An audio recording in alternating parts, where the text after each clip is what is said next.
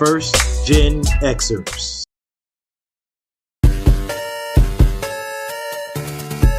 Poetic beats, poetic beats, poetic beats, poetic beats.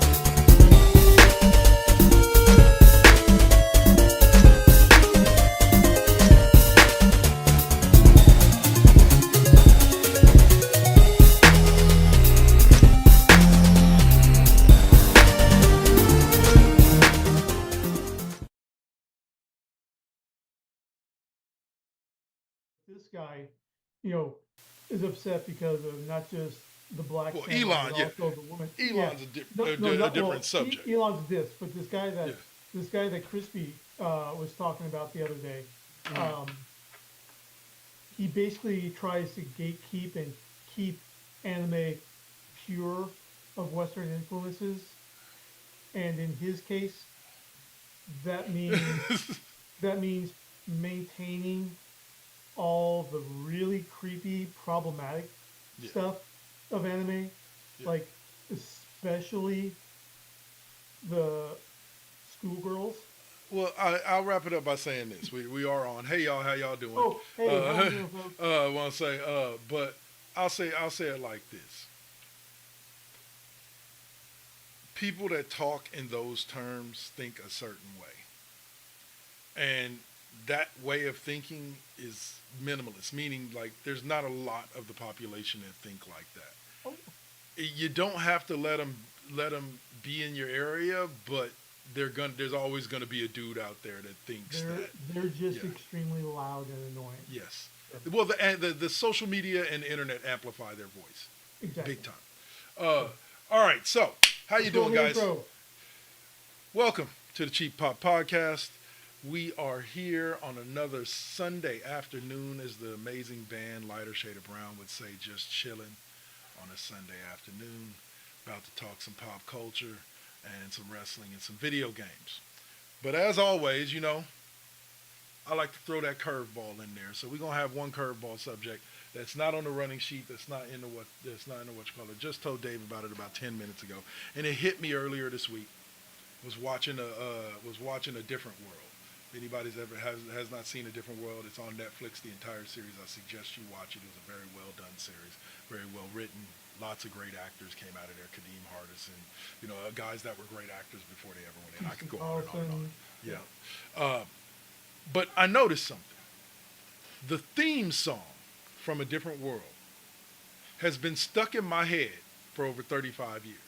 And I say that in a good way. It'll randomly pop up because the lyrics of the theme song itself are very impactful and were very true to society and time back then. Because if anybody knows anything about A Different World, it takes place on a I don't believe, is Hillman one of the historically black HBCUs? Yeah. Okay. So yeah, it takes place on the. It's a fictional. Yeah, fictional HBCU. You're right, but it was Right. tied in because that was the HBCU that Cosby and Lisa Rashad's character Went to. Okay. Yes. Yeah, that Spellman. was the one that they Yeah. Spellman. Yeah. And Spellman and Hillman. in Hillman. Yeah. So, okay. But I'm listening to the theme song, and just like I said, lyrically, musically, it was amazing, but lyrically, it was very impactful to the time in which it was around. And it got me thinking, like, if I had to put together a list of my top 5, like, all-time sitcom theme songs. I know I've already decided that yes, A Different World would be in there somewhere 1 through 5. But it led me to want to ask my co-host, gentlemen who are, well, by months or by years older than I, because I figured y'all would bring a different flavor, maybe some stuff from the 60s and 70s that I don't remember. But what would be, give me your top 3 TV sitcom theme songs of your life. We won't say of all time, we'll say of your life. Saint, go ahead, you kick us off. You look like you got something on your mind. No. You need to handle that one because I got to think of it. I got to think There's too. been a lot. All right, There's been well a lot. then, let's do this. To give you guys a little bit of time to think, a couple of minutes here, we'll do this. Rolling Stone actually put together compiled a list of the 100 greatest TV theme songs of all time. So, let's go, let's see, no, we're going to go all the way down here, and we want to go all the way to number 10 through 1, because we don't care about the rest of them. We don't care about the rest of them. Number 10 is Too Many Cooks, a show that was on in Adult Swim in 2014. That was a bit that was on Adult Swim. It wasn't an actual show. It was a Tim and Eric recurring bit. All right. That went on through Adult Swim. The number 9 is the OC from Fox from 2003 to 2007. Never really watched the show, but. Okay. Before we go any further, I just want to let you know that if Enterprise makes the list, I am going to be punching a screen. All right. Friends is number 8. I have to give them there. Friends definitely deserves to be top 10. Poppy, catchy. Yeah. I feel it. Yeah. Number 7, Fresh Prince of Bel-Air. Another one, poppy, catchy. I'd put it in the top 5. Speaking of which, Saint, Will Smith just dropped his new album last weekend. I know we talked about, what we all want to know is, does it slap? The hardcore Will Smith fans will like it. Yeah, I've actually seen. I'm gonna give it. From what I heard within the last half an hour, and Yeah. No, I'm just. If you can't, and this is just for me. Yeah. If I don't hear something within the first 15 to 30 seconds, it's not catching for me. Yeah. No, I'm just doing the internet clowning with. No, I did. I actually have seen a couple of the videos on. I have the Will Smith fan page on my Facebook. I've seen a couple of the videos for it. Like I said, not his best work, but the dude's pushing 60 at this point. So, and he was never really like LL or anybody like super hard like that. He was good. I got to give him his credit. But the thing about it is, I'm sorry, but I'm here to kind of on the disagreeable thing because number one, Will Smith was almost in the same era of that, even with his potential, and so forth. One of the greatest songs, Brand New Funk, for me is always going to be, and that is, with DJ Jazzy Jeff and the Fresh Prince from the album He's the DJ and I'm the Rapper. I wouldn't say he's not as harder as LL, but the thing about it is he was still in that same context era or what have you. And my thing is that he might have slowed down, but shit, everybody right now that's our age, Q, all these guys are all past 55, 56, 57, and still going hard in the fucking paint. And I mean, I have not heard the Will Smith album yet, but I love LL. I heard about two or three tracks. Hold on. All right. I love LL, but his latest album didn't exactly slap from beginning to end. It had some hits, it had some misses. Like there are tracks on that album that I skip. Like I love LL, and trust me, I've listened to almost every album he's put out, and I enjoy his music, but again, just like, but I never really held it against, because at the end of the day, what the album was 12 tracks, 12, 14 tracks. Hmm. You're gonna have some hits, you're gonna have some misses. There are very few artists that put out an album that 1 through 16 slaps the whole time.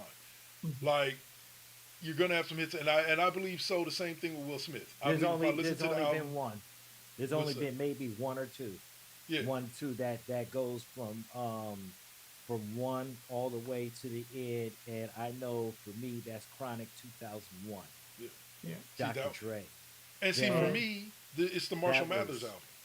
The And second Eminem album, the Marshall Mathers album. yeah. I can listen to that album from beginning to end over and over But and over again.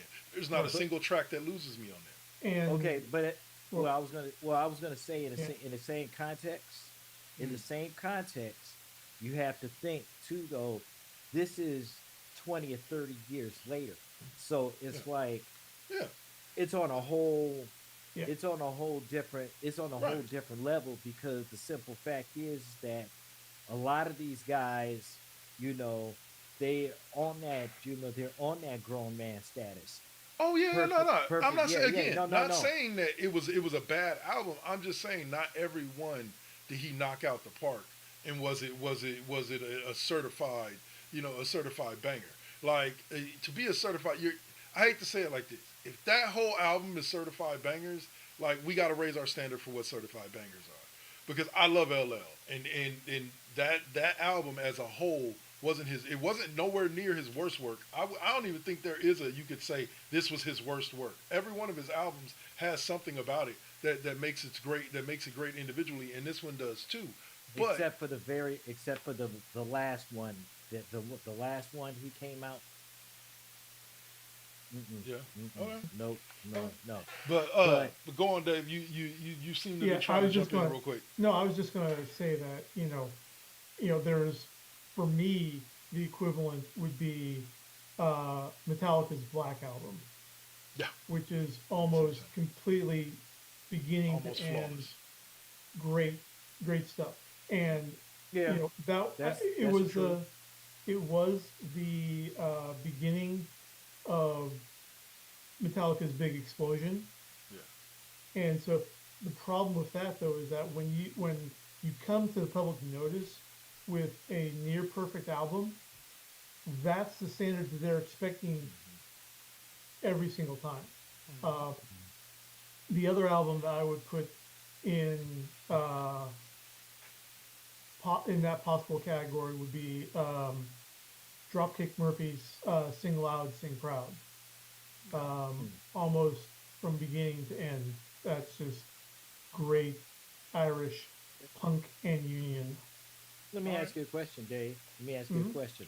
Worst Metallica album? Load. I would probably. I'm going to go with Saint Anger Really? Okay. because Okay. that's that's Metallica in therapy. And Okay. The if you've Load ever album. what? The No, Load he album. agrees with me. Like, it's the Oh, Load sorry, album. right, Like, Load. I'm sorry. Yeah. Saint Yeah. Anger was the lead track. Yeah, the Load yeah, album. Yeah, yeah, Uh, yeah. That album, that album was listened to. You remember when we had to go and buy CDs and you get a chance to yeah, like go ahead and take it back? When I yeah, went that afternoon, I was downtown, Virgin Records, the Virgin Records store in San Francisco. Went down there, went to get the album, went to listen to it, took it back like 4 hours later mhm, I never bought and it. demanded a well, because hey, CDs were the Yeah. big thing, Oh yeah. but it's like, Well, no, I've had this rule. I've had this rule since the early '90s when it comes to CDs. When I bought my first one with Paula Abdul, which was Paula Abdul's album that had Rush Rush on it. I forget the name of the actual album. Uh, but I've had a rule. spellbound. Spellbound, yeah. I've had a rule. I have to hear and like at least 3 tracks off the album before I will spend my money on it. And the only song that I heard that I even came close to liking off of Load was King Nothing, and that was it. And so I was like, yeah, I'm not wasting my money on that. yeah, Like I can download that on Napster. Like, I don't yeah, need to spend $16 on the rest of this bullshit. Like, yeah. I had a couple of friends who Um, went out and bought it, like you say, bro. And I listened to it, and I was just like, yeah, no. Like I gotta like at least 3 songs. Yeah. Hey, it saved me a And lot of money on a lot of bad albums. Like, and I could just go and download the single or buy the single and call it a day. and also, another artist who has probably one of the best ratios of mid to hits per album would be Weird Al. Oh yeah, There is oh yeah, no such thing as a bad Weird Al album. yeah. There are some songs that don't hit as well on each album, I'll, but I'll be honest. Unpopular opinion. His polka songs never really like were that impressive to me. I appreciated them from a musicality standpoint, right. how he blended all of that stuff into one song. But the song itself was never something like I was clamoring to hear. I was Okay. always clamoring to hear like the one he did with Star Wars, like Yeah, the well, the multiple white and ones for nerdy, Star like Wars, yeah, White and Nerdy.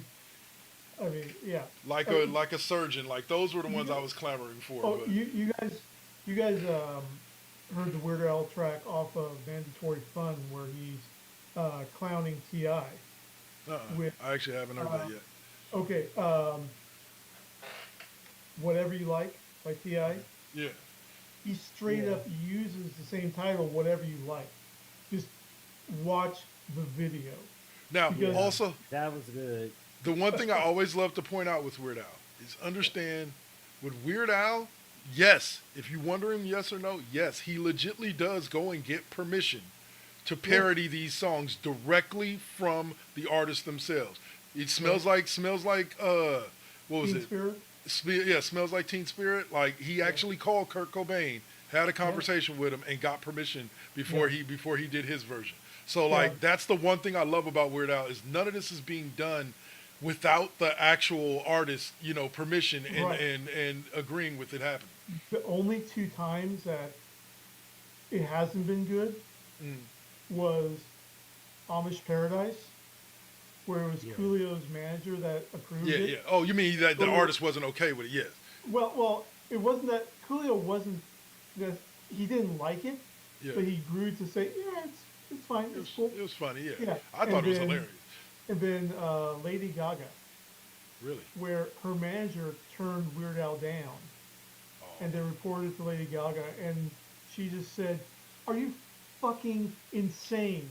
Call him back right now. Yes, he can do it." Yes, because if there's one person you want parodying you, it's Weird Al because you know it's going to be Exactly. done well. Yeah. Like when he did Chamillionaire's "Riding Dirty" Yeah. with White and Nerdy, like bro, the lyrics With fit. Key and Peele. With Key and Peele, everything fit. He puts time and effort and work into these parody songs. It's not just Everything. something he comes up with just cause off the top of his head. He Yep. puts work into it. But all Okay. right, so to bring us So back to yeah, original yeah. topic before we go on to pop culture corner. The number one song on the Rolling Stones list of top sitcom theme songs of all time was the Jeffersons. Moving on up. That You guys agree? Disagree? I will agree. For sitcoms, yes, Yeah. I will hard agree on that. You See, just I just can't have a have, rule of is it catchy? Does it stick with you? You know what I'm saying? Like 5, 10 years later, when you're sitting in a room by yourself, can you actually oh, remember the whole theme song? Yeah, Like, I exactly. could like I give you one of my top one of my top tens is definitely the theme by the Heritage group from the TV show SWAT. yeah, okay, The And new you one, know, yeah. yeah, and that's like coming to an end, but that's a TV show that's been around 50 years. That's a Yeah. song that's been around 50 years Um, yeah, from okay. the original, because the original SWAT was debuted in 1975. yep, It's So 2 years. Wow, yep. yeah, so you know, hey man, that was one of my favorite TV And shows. I'm just going to toss in um, Waylon Jennings with the Dukes of Hazzard theme. Now, the show itself and the actors have not aged. I think that's kind of an understatement, but that song is still really good. And I don't even like country music. all right. I'm going to throw you guys one from left field with what my number one is, and I'm going to give an honorable mention real quick. My number one, turn down your speakers, listeners, and I'm sorry for this. But my boy, I believe it was Bob Denver, started out with, "What would you do if I sang out of tune?" The Wonder Years was my show. It wasn't just because the main character's name was Kevin, and I related to that. But it was just that intro. I could sit there and listen to that theme song all day. And that's not Bob Denver. That is, I believe, Pete Joe Seeger. Cocker. Joe Cocker. Sorry, there it is. my bad. I knew it was one of them dudes, one of them old white dudes. Now I'm messing with Joe Cocker. Joe Cocker. But needless to say, that theme song, that slapped for me for years. And you know that's a Beatles song too, right? Yeah, right. I do. It's a remake. I just played another remake of it by Wet Wet Wet the other day or yesterday on KD5P. That was part of what popped it up. And then an honorable mention to the Growing Pains theme song. Yeah, that was nice. It's 80s comfort food music. Pretty much. 100%. That whole show was 80s comfort music. And last little tangent.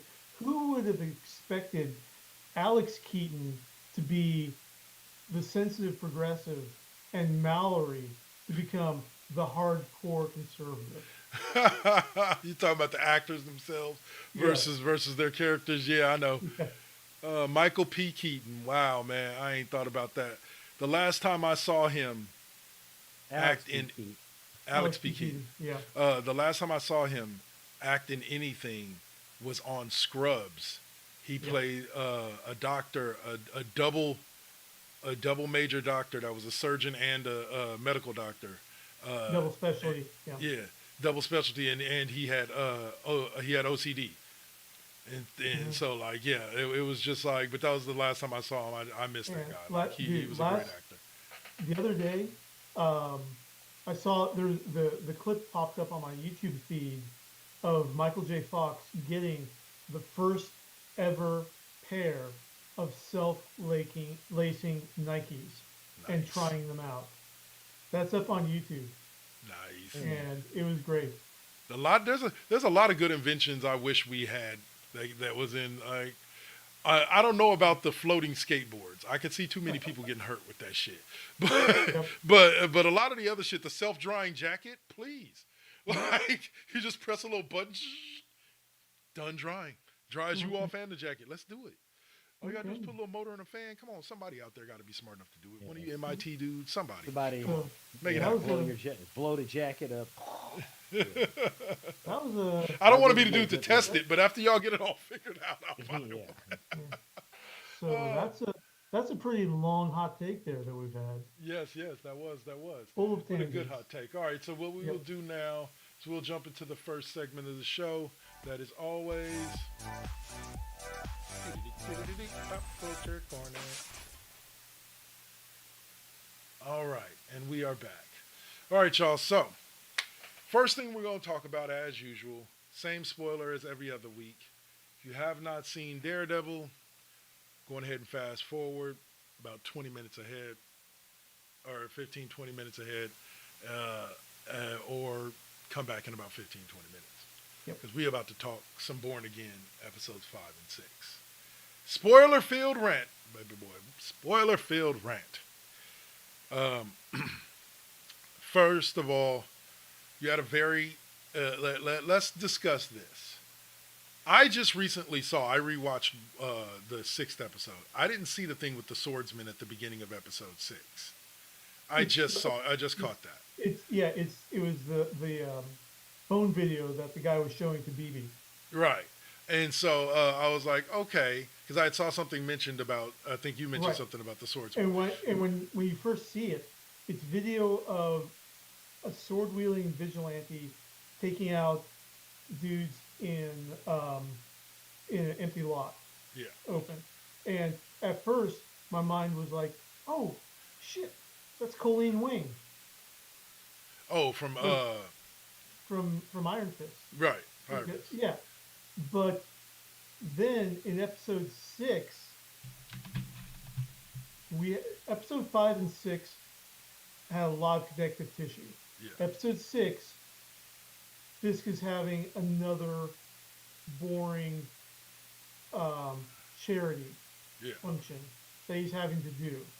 And this one was for the Manhattan elites, Yeah. of course.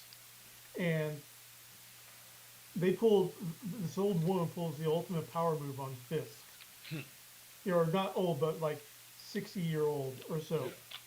Yeah. And she tells Fisk right to his face, like, just remember, just because you have a seat at the table, we're still the ones who decide who gets to eat.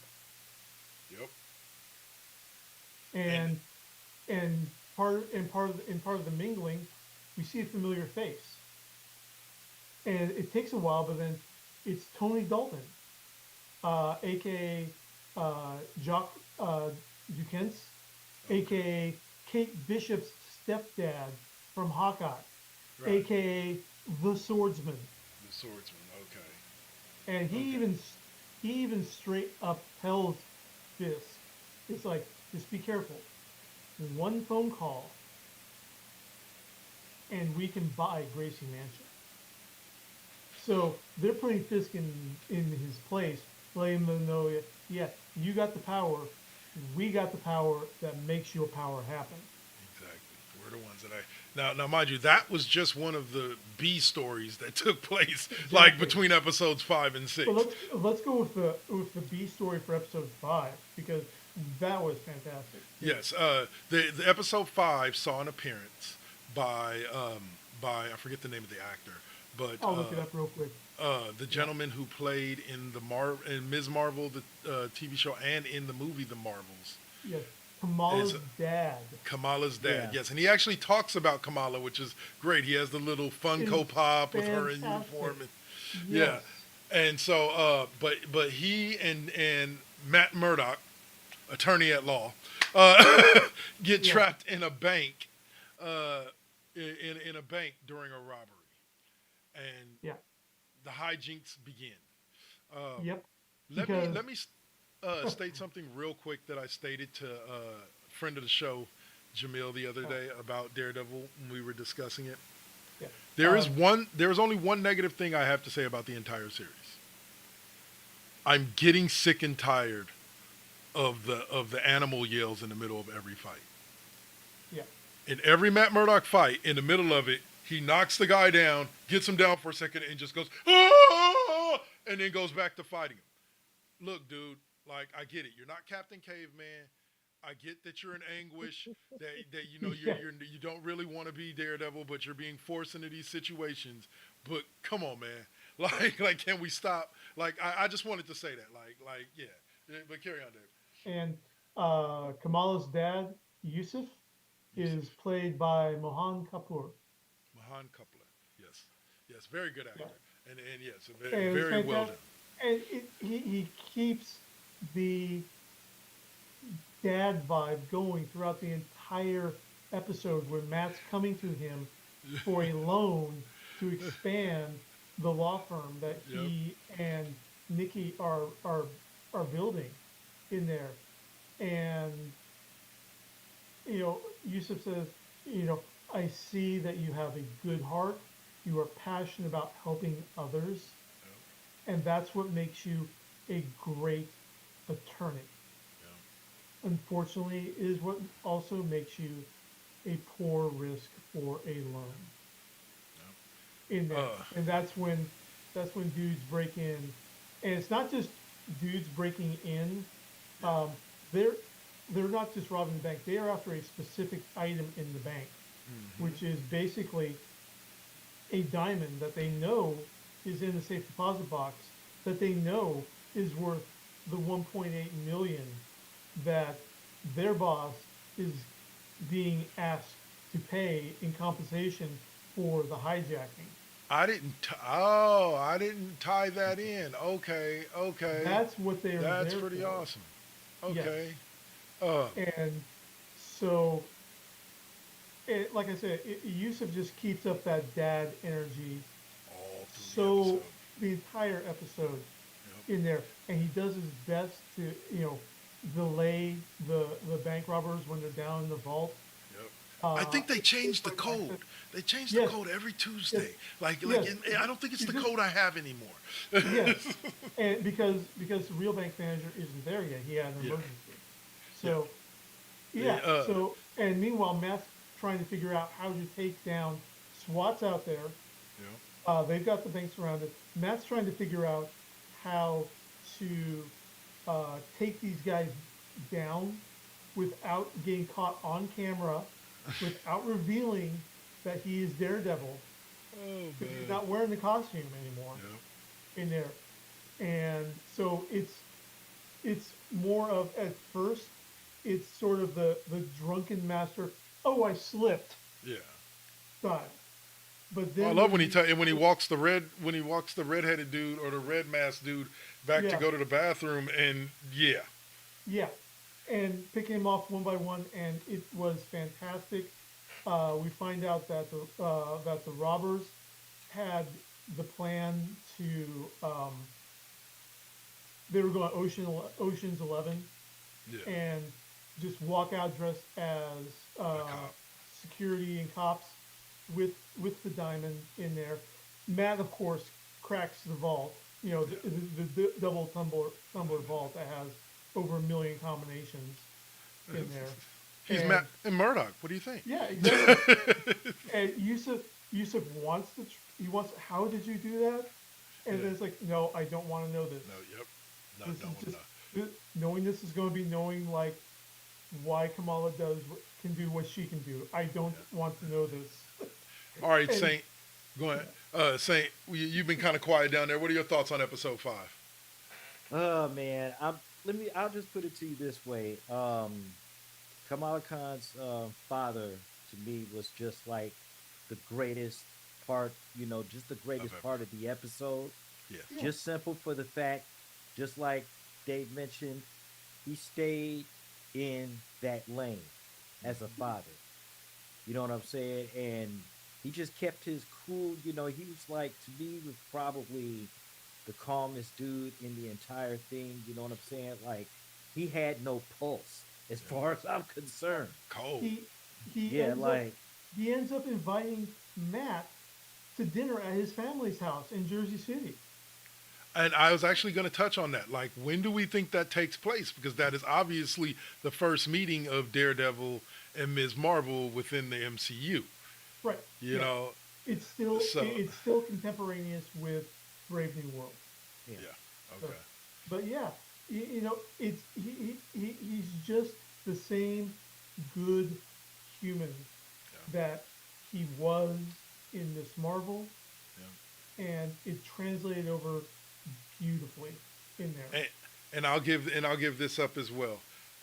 What did y'all think of the final switcheroo, which was the one that got me? Of the dude handed we were shown the dude supposedly grabbing the diamond out of the air as Matt threw it up in the air to distract him. He grabs it, he hands it to the chick that was working with him. That's the Ocean's 11 thing.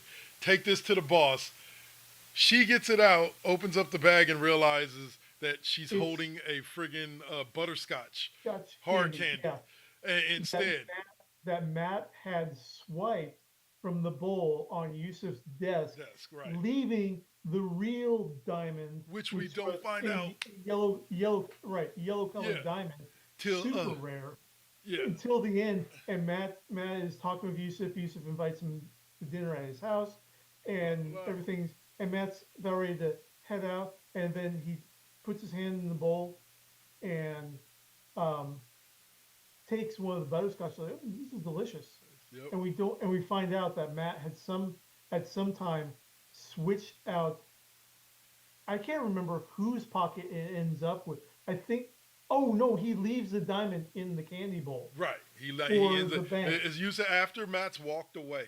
Yusuf is sitting there and he's like, reminiscing on everything, smiling, and he looks down at the thing and he starts pushing around on the butterscotches and he's like, what the? And he picks the diamond up out of the thing. I was Yep. like, it never left the bank. Go Matt. Go Yep. Matt. It was So fantastic. Now think about the bank hostage. yeah, The the stereotypical white city worker talking about the Knicks, the Rangers, everything, et cetera, et Yeah. cetera, et cetera. Okay, we're going to episode 6 now, Yeah. where things start getting heavy.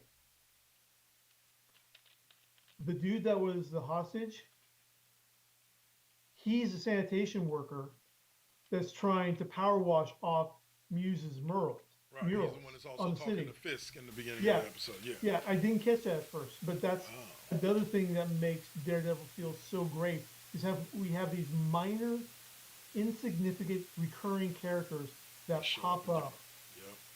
all throughout. But anyway, he delivers the bad news to Fisk that the murals aren't coming down. They're not Now getting wait a washed. minute. Was it 5 or 6 when Fisk walked into the office? 6. And that was 6 and found the other dude? Yeah, yes, Okay. that's right. Because Okay. before, right, yeah. Before the meeting, he walks in and he finds one of the gangster dudes in it. And Luca, the Luca, one yeah. that owes the 1.8 million to Victor for the carjacking. Yeah. Yeah, and Luca's just waiting in the mayor's office. Yeah. It's like you have an And- unexpected visitor. Yeah, and Luca's just like pointing out, like, oh, this is all just a charade. Look at this bookcase with books that you haven't even read, and just waving that big dick energy on Fisk. And Fisk just says, the price is 1.8 million, with an additional 1 million added for the inconvenience and disrespect you've shown me today. My boy Fisk. Yeah. My boy Fisk ain't playing, dude. So- like you and want to you want to make it more. It's like a dad talking to his kid, and he's Yeah. like you grounded for 2 weeks, and the kid's like, what? You want to make it 3? You want to make it 3? Like we can make it 3. Yep. Y'all And doing too much. yeah. And then Fisk, of course, says, "Show the man out." Yeah. Yeah. That was a pretty deep scene there. So then we get word back that Muse's murals and graffiti aren't coming off because after he paints them, there's an epoxy that he puts on them to make them, Yeah. unwashable. Yeah. And so, sanitation engineer has to get a paint scraping, find out what they're dealing with here. Finds out that it's epoxy, but he also finds out that the mural that he was working on, the paint contains human blood. Yep. 5 different samples of human blood in that mural. Ugh. And then everything starts breaking loose. Fisk calls Commissioner Gallo onto the carpet in there, and Fisk starts pushing his anti-vigilante Task force, policies. Yeah, he hands Gallo a everything in the Muse case is going to go through Fisk first, and he hands a stack of files of rogue cops.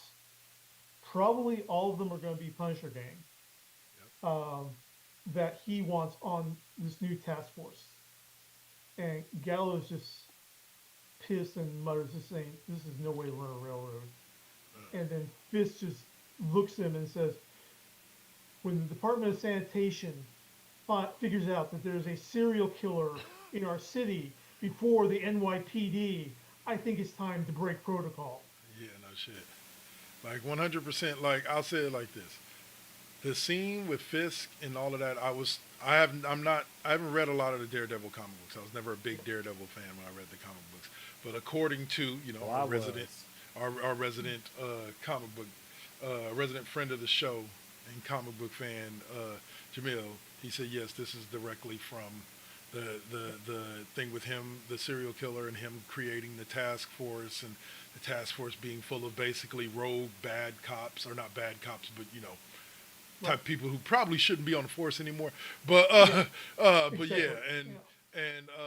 so like these scenes. These are the kind of guys that Rage Against the Machine sang about people. Okay. So Some of those who work forces are the same that burn crosses, right? exactly. So so that Oh, starts. Nelly, That's the lyric, man. I'm just repeating the lyric. It is the lyric. And Fisk has his recruitment scene where he's got this, police warehouse with these guys in there, and he's getting them geared up. They have special privileges. They have special powers. They get overtime. They do not have body cams. That's the huge one right there. Like, that's just asking for trouble. It is, especially with these guys. Yep. So, yeah. So that happens. Hector Ayala's niece, Angela, goes to visit Matt at the law office. Mr. Matt Murdock. Yeah, and she's pissed because she knows that her uncle was working on something, and it was on. I might not be able to see, but you better lose some of that attitude out their head, little girl. But Hector was on to the fact that there is a serial killer operating, and that he couldn't go to the police with the information yet.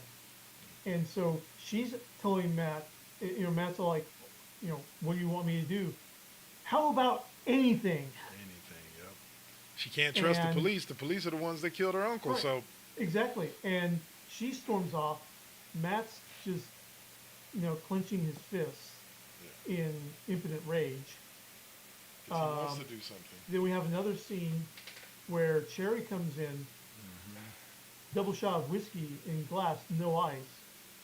And Matt's all like, I hope that's not for you. And Cherry comes up. Matt can tell with senses and positioning that this is going to be bad. Yep. Heartbeat, everything. Heartbeat and everything. Cherry, hands Matt the glass. And then he tells him that his contacts in the force, that he still has in the force, says there's an all hands on deck for the NYPD. Yep. That there is a serial killer who has an estimated 60 bodies to his count at this time. And Sherry's telling Matt, let the police handle this. Don't go out and do anything. Yeah. And that was the plan. That was the plan until he gets a phone call. That was the plan. Was he was going to stay out of it. From Angela's aunt. Yeah. Hector's from wife. Hector, because Angela never came back from school. Yep. And I love that scene because he sits there and he's listening throughout the city, and then he gets that phone call. He goes to pick up the phone to dial 911. You hear over the phone, hello, 911 emergency, and you hear him go, fuck it. He drops the phone, and goes upstairs. He goes to his armory. Yep, and goes to his armory. Like that to me, that was a moment that I liked. I heard another perspective over this last week talking to somebody about it where they were like, they're kind of sick and tired of the will he, won't he. Like we went through that in 2 seasons of the Netflix show. We don't need to recap it again here. Like either he should be Daredevil or he shouldn't. Like he needs to pick a side. And, but I love that moment. Like to me, and this is struggle more or less. Yeah. This is the moment that Matt is back. Yeah. Oh, by the way, part of episode 6 also was his new girlfriend with the sleepover. Wakes up, she's got to rush off for a meeting with her book editor on there, and she tries to hit up Matt about, well, I told you about my next book that I'm working on, right? It's all about vigilantes and the mask and why we worship them, and does the mask allow them to do stuff that society would condemn them for, and all this stuff. And she starts, well, you've been in this world. And Matt is just freezing up for a second. He's like, wait, what? What do you know? Goes the bitch, yeah, what do you know, bitch? Tell me now. And she's, well, yeah, White Tiger, the Punisher, because Matt represented Frank at Frank's trial. Yep. And so it's like, do you think you can get me an interview with the Punisher? And Matt just starts breaking up. And she's like, bad idea? No, I think it's a great idea. She's like, well, then Daredevil. You know him, right? Yeah. Like, you can hook me up with an interview with him, right? Work with him on occasions. Saying your thoughts on the first part of I'm just saying, episode 6. will he or won't he? You Yeah, know, make like pick a struggle. You right. know, And choose a moment. Yeah. I'm going to dig into that later in a bit, but yeah. Uh, So Matt is back. yeah. He tracks down Angela, who of course has gotten got by Muse, Right. and is going to be the next blood donor for his paints. Right. Muse already there was a scene directly from the comic where there are these two club girls that go down an alley and they see Muse finishing his tag, and Mhm. they're like, "Oh my God, are you Muse?"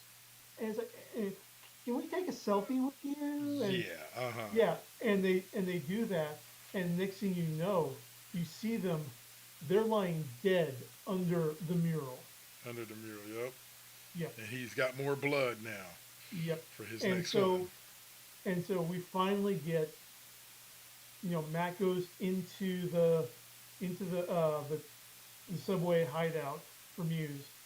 We finally get the big epic fight that some viewers have been whining for, to be honest. And again, I'll get into this in a little bit, but and it was a good fight, Yeah. solid fight, and good Well. cut to Angela. She's still Well. got the transfusion needle affixed into a major artery, Well. while See. Matt's, And yeah.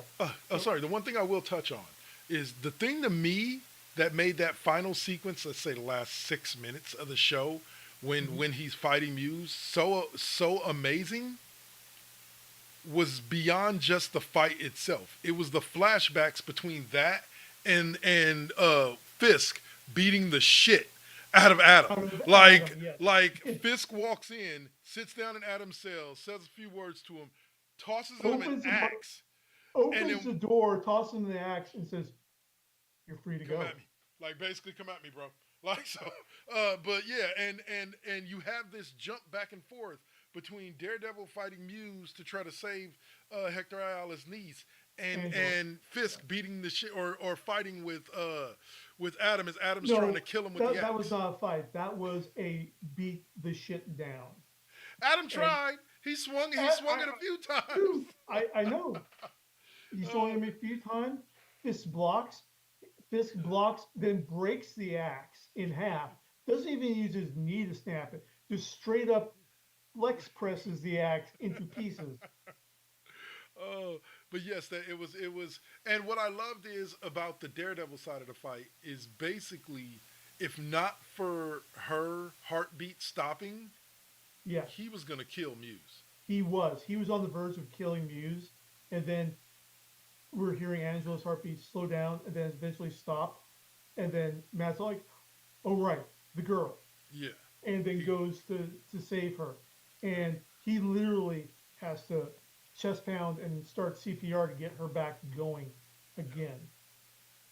and so But it was a he gets very home very safe. Yeah, I'll say it's a very very well put together fight scene in regards to the fact that you're talking about two different fights that took place at two different right. locations. And I thought it was very well put together when they chose to switch between Yeah. this one and that one and this And one. at the And same time, yeah, Yep.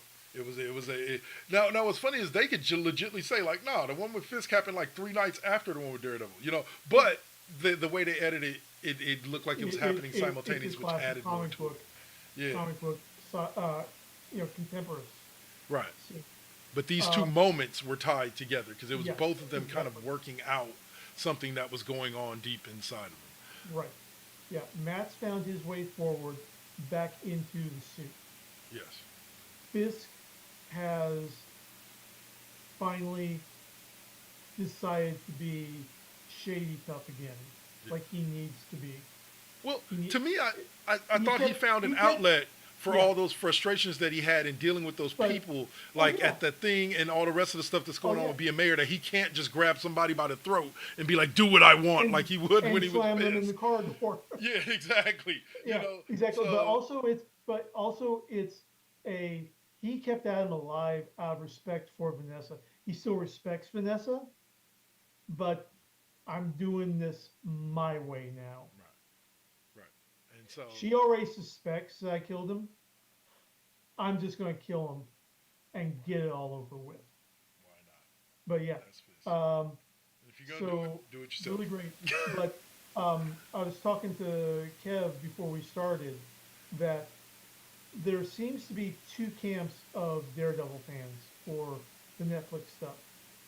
On the one camp, you've got the fans that see all the incredible action scenes as the meat of the series and the drama as the filler. Setting up the next action sequences or something that happens in between action sequences. The other side sees the drama as the meat of the series with the action as the filler that either is the result of or sets up the drama. Right. 100%. There's no right or wrong answer in there. Right. They're handling both beautifully, in my opinion.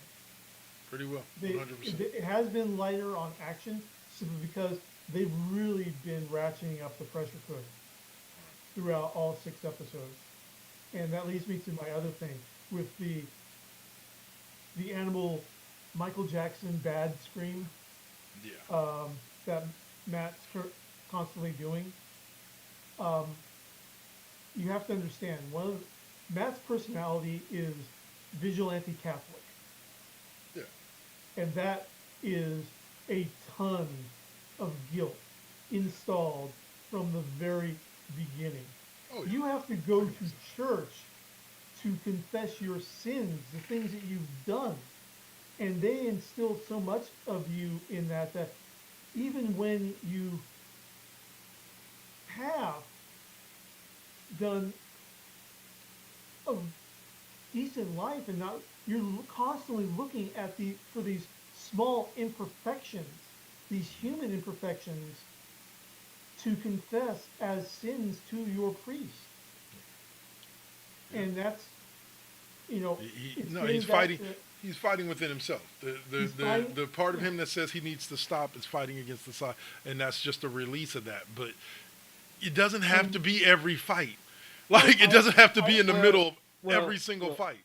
Well, you think about it, because I'm going to just quickly reference the 2003 Daredevil movie. His faith was a major part of when when he got to it, especially, the movie started off in a church. I would say you're even started off in this church. Because I want to say one of these episodes started off with Matt holding Foggy's, holding the whatchamacallit for Foggy's funeral. Yeah, episode 6. Yeah, episode 6 and him praying. And him praying and replaying Bible verse in there. But, and something I didn't realize because I haven't seen it is that Matt doesn't even have the church anymore because his Catholic priest confessor, Father Langdon, I didn't realize he got killed off in the last season of the Netflix series by Bullseye. Oh, snap. Bullseye done took a lot from this dude. No wonder he threw him off a roof. Yeah, so Matt doesn't even have his priest confessor. He's got to put in the work of finding a whole new priest confessor. Yeah, somebody that he can trust. That he can confess all the things that he does as Daredevil. Yeah. To. We'll let his girlfriend in on it. She's a psychiatrist. Which is one of the things. Which, All right, so here's how we're going to run this one. We still got a couple more things, a few more key topics that we want to hit on when it comes to pop culture. We're kind of at our natural break point here, so we're going to go ahead and take that break, do the commercial block. We'll come back and do a rapid-fire hot take before we jump into Raw and SmackDown and then video games. But you guys are watching the Cheap Pop Podcast right here on Twitch TV and YouTube. Hope you guys are enjoying. Dark Lord 100, Dave, and the Saint all say thank you, and we will see you guys after the commercial block.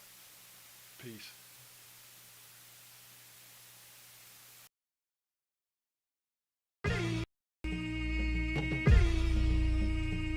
This is now versus then. This is now versus then.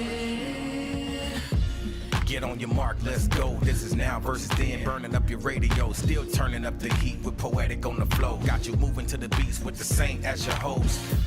Shout out the collective, hold it down, we gon' clown, that's the lesson. Where Generation X meets Generation Next, with them bangers from the east to the south to the west. Yeah, this how we do it in Sacktown. Slide to the studio, yup, it goes down.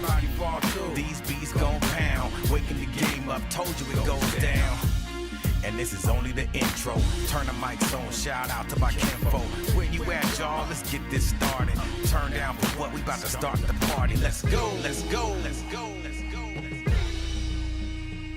This is now versus then. This is now versus then.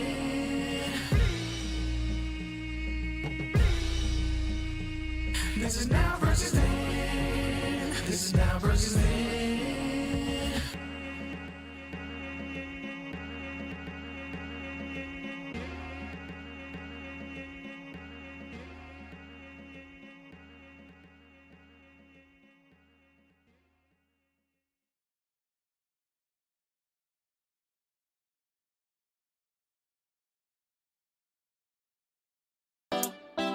You got to keep it. You got to keep it lovely. You got to keep it. You got to keep it lovely. Success comes right after the struggle. I ain't even giving up on whatever I wanted. The tragedies I've seen, I can't even stomach. Most of y'all weak as shit and would've started running. Every time I make it back to the crib, I'm thankful the Most High let me see all of it. Grateful I'm lovely, and I've been real with this. Please don't judge me, I'ma stay on my shit. I'ma keep a grind mode button, push it, make it do something. No balls for me, cause I'm a loose cannon. I get to choose, camera, switch it up, look up a new banner. Keep smoking on that banner.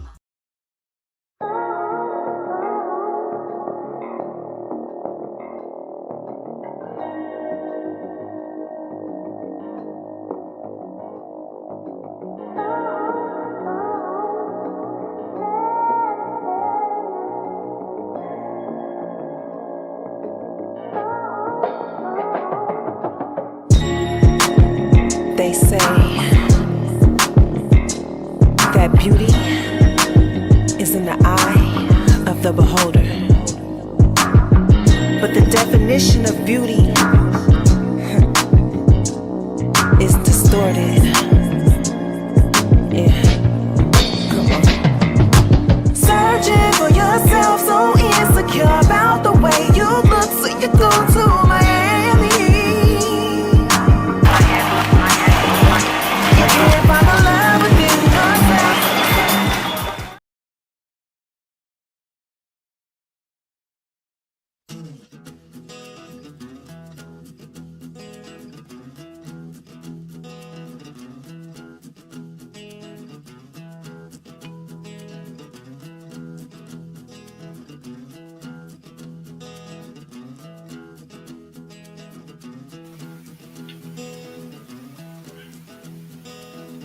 Hey, what's up, y'all out there in TV land or Twitch land or whatever we're doing today? My name is Dark Lord 100, aka Double KK Double. I am the host of the Cheap Pop Podcast and the Classroom, as well as your favorite music show, KD5P. I'm here to tell you about the Live 365 lineup that we have coming up starting on February 3rd, Monday, February 3rd. We'll open up Mondays through Fridays with Now versus Then. Deuce, classic episode from the Blog Talk Radio days. We follow that up with an FU Wrestling podcast from Spreaker, starring myself, Double K, and your boy Cole. We follow that up with, again, me, Double K's Classroom, old sports show I used to do 30 minutes from 6:20 to 6:50. We follow that up with West Coast Bias, myself, O'Malley Duel, and Suave, bringing you sports talk from a few years back. Then we have Now versus Then. That's the centerpiece of our day at 9:35 a.m. with a classic episode of Now versus Then. And every Wednesday at 9:35, you'll get a new episode of Now versus Then Deuce from Twitch. At 12:45, you'll hear an episode of KD5P, K-Double's fifth period music class that you can hear right here on Live 365 every Saturday night. You can hear a replay of it every Tuesday night at 12, or Tuesday afternoon at 12:45. You can also listen to at 3:20 the Cheap Pop Podcast, followed by NBT Deuce. at 5:30. Great episodes. Probably the same episode from the morning. Lip Gloss and Mics has now moved to the 9:05 slot with a new episode of The Classroom on every Friday. And then we close out our night down and dirty, the Kings and Queens of Porn. That'll be every Monday through Friday right here on Live 365. Catch us at live365.com/First GenXers, or you can go to the Live 365 app, look for the First GenXers Radio Network, and that's where you'll find us. All this and more right here on Live 365. Peace.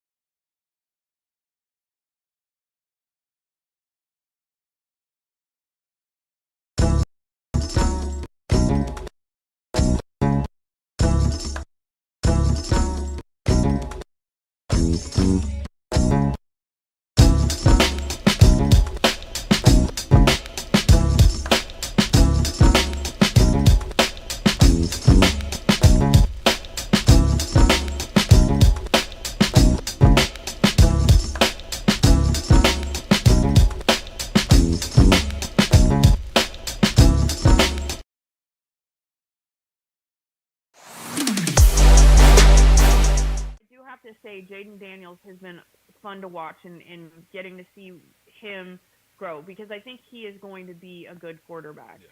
And so I'm happy that is one of the Monday Night Football games that actually could be a decent game. Yeah. Yeah. I think I care more about seeing that game, and not just because of him, but I care more about that one than I do the earlier game.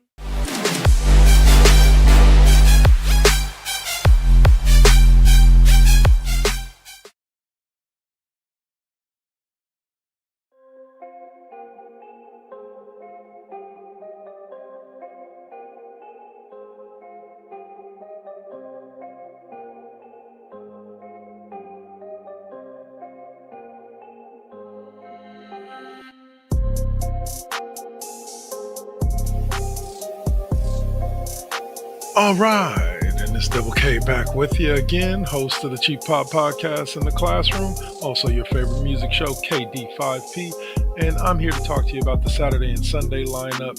Last video we did Monday through Friday. This week we're going to do Saturday and Sunday. All these shows will be airing on Saturday and Sunday concurrently till about mid-afternoon, and then we go into two different lineups. On Saturday, Sunday mornings at 12:30 a.m., you get a classic episode of Brick House 2.0. Followed up by Lovely Radio, which is back on the air with First GenXers. And we have Mr. Deacon at 5:15 a.m. Sam Brett Radio now moves up from the 10 a.m. slot to 7:25 a.m. on Saturdays and Sundays. And the 10 o'clock slot now goes to Ms. Optimism, back with us again after a short hiatus. We follow that up with another episode of Lovely Radio at 12:10. And then we get Sam Brett one more time at 2:45. You get about an hour and 15-minute episode on Sundays, and you get a full 2-hour episode on Saturdays. That episode will air right before the live episode of K-Double's 5th period music class on Saturday nights from 5 to 8. Right here live on Live 365, where K-Double brings you some of the hottest tunes from the 70s, 80s, 90s, and 2000s. And then we close out Saturday nights with the Worldwide Wrestling Podcast from 8:15 to 11. So on Sundays, you go from Sam Brett to 410 The Classroom, 45-minute episode of an old version of The Classroom that we had over on Spreaker. And we'll follow that up with Dirty Talk 101 at 5:30. And we close out with 740, the Worldwide Wrestling Podcast, another great edition of me and your boy Cole. And then we close out at 10:10 p.m. with the Sidebar. So thank you for listening or seeing me here on Twitch, if you're watching on Twitch or YouTube, and join us on any one of our platforms here at First GenXers. and Double KK Double Network. You got 2KK2network.com, my website. You also have the twitch.tv /First GenXers, and you also have Live 365 where you can find us or you're listening to us here. And we also have, for those podcast folks, over on Spreaker, a place where you can find the Cheap Pop Podcast and the Classroom on podcast. And you can download it and everything. So that's it from me for this week. This time around, I'll be back again with a new schedule as of May 1st. But until then, y'all enjoy this lineup and stay up. Peace.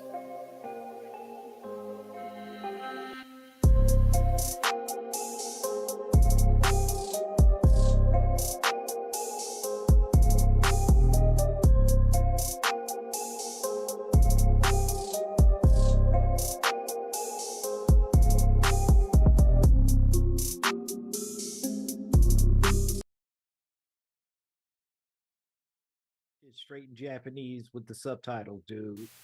All right. So we are back. We'll get, yeah. Let me see. All right, guys. So, Okay. Dave, you have some rapid fire ones for us, and Saint, you have a couple fire, too. We'll jump through yours, fire, and then we'll get to SmackDown. What do we got, fellas? Okay. All right. So, R.I.P. to legendary actor Clive Reville, who we know mostly as the voice of the Emperor from Empire Strikes Back. So he was the first portrayal of the Emperor in that hologram, although he only provided voice. But, dude, actor recruited by the Laurence Olivier himself. Really? That is serious, getting tapped by talent. Right. So, yeah. So unfortunately passed away, but died at 94. And for those of you who have Marvel Ultimate Alliance, he is the voice of Doctor Doom in that. Oh, wow. Okay. Yeah. Okay. I had that game too. He did a lot of voice work in the later years of his life and was When is that? Absolutely on point. When are those games supposed to be hitting Game Pass? Ultimate Alliance and Ultimate Alliance 2? Didn't we announce on the show a few weeks back? Yeah. A couple months back? Possibly. Yeah. It's gonna. I think it's somewhere gonna be probably going towards the towards fall, but we don't know anything else official with it because it's only been made announced once. Right. And and I mean I think it's kind of bad keeping it out of the hands of the public for real. Yeah. For too long. But go on, Dave. So next up, Wednesday, Marvel gave us a 5-hour stream of actor chairs getting set up on a stage, which was the prep work for the later, much shorter teaser announcement for Avengers Doomsday beginning production, where it just pans all along the back of all the actors in there, starting with Chris Hemsworth, going through everyone, and then at the end we find out that it's not just the MCU that's going to be in Doomsday. We're getting back Patrick Stewart, Ian McKellen, Alan Cummings, and Channing Tatum. Oh, yeah, as Gambit. As Gambit. Okay. And all these characters from the Fox X-Men universe are going to be fully into the MCU. Okay. My only complaint about it is that there are a lot of names that should be there that were missing. Now, Marvel hasn't confirmed that this is the final cast. Yeah. This is just who they've got so far. There may be more added in, but missing, Charlie Cox and Vincent D'Onofrio first off, but all three of the ladies Marvel, as I call them, Captain Marvel, Brie Larson, have they gone to Photon or Spectrum for Monica? Spectrum, I believe. Spectrum, Monica Rambeau, Teyonah Parris, and the adorable and absolutely brilliantly, perfectly cast Iman Vellani as Kamala Khan, Miss Marvel. Yeah. We're not on there. But also, no Tom Holland, no Mark Ruffalo, no Tatiana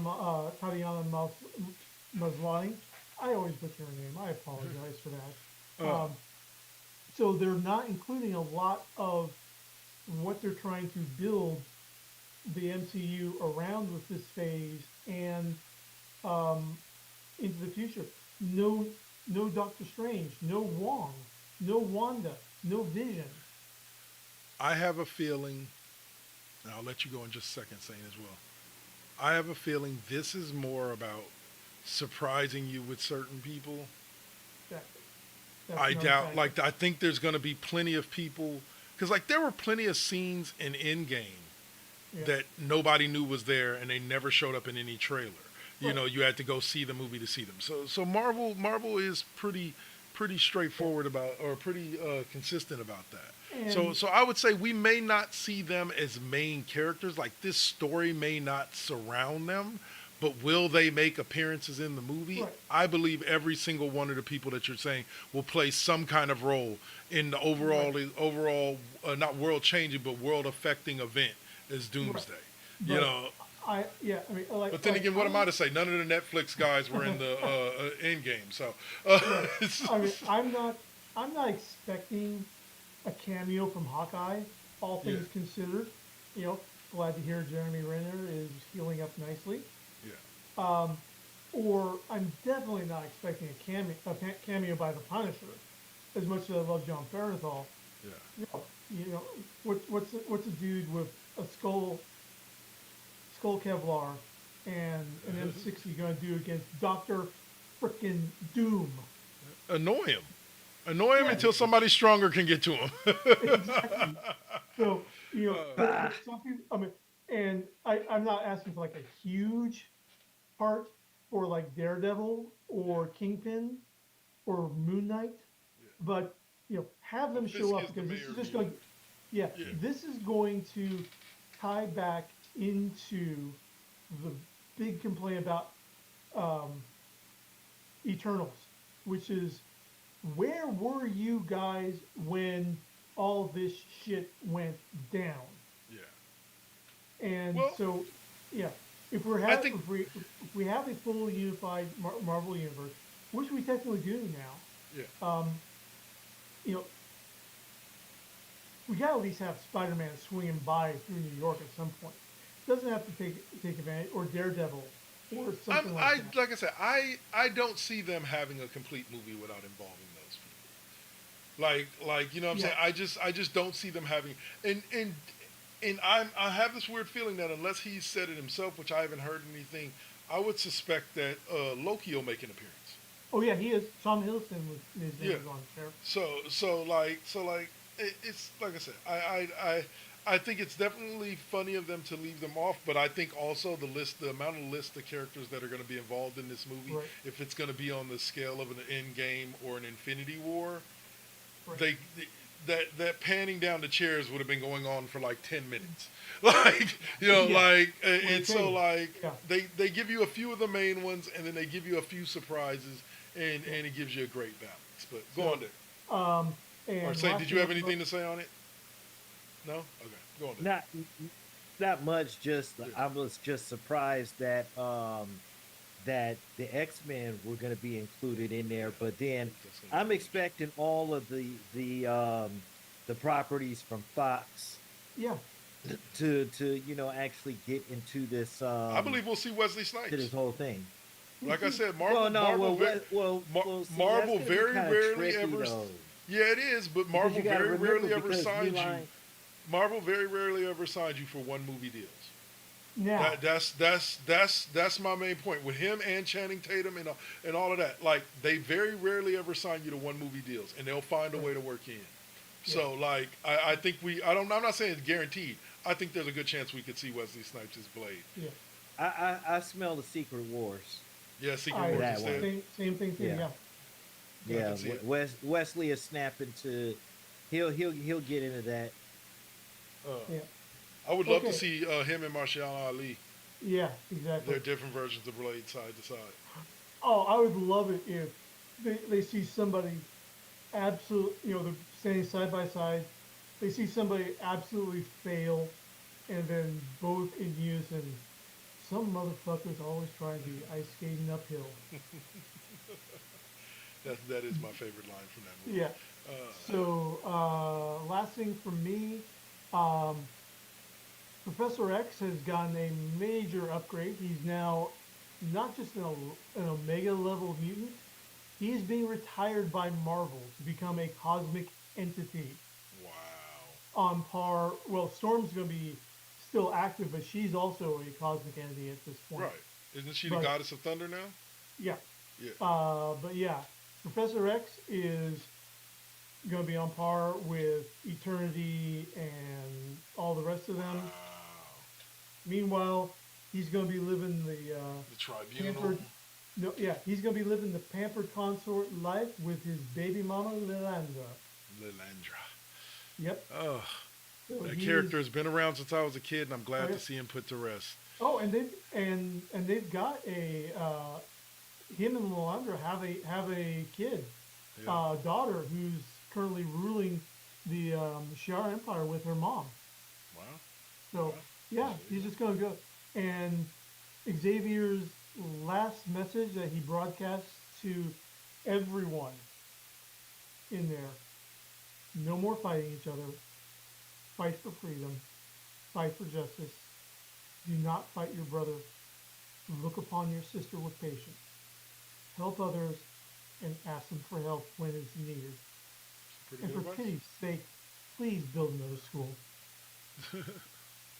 So I like the fact that at the end of the ultimate end of the character story arc, Xavier is back from morally ambiguous land that he's been in for the past couple decades.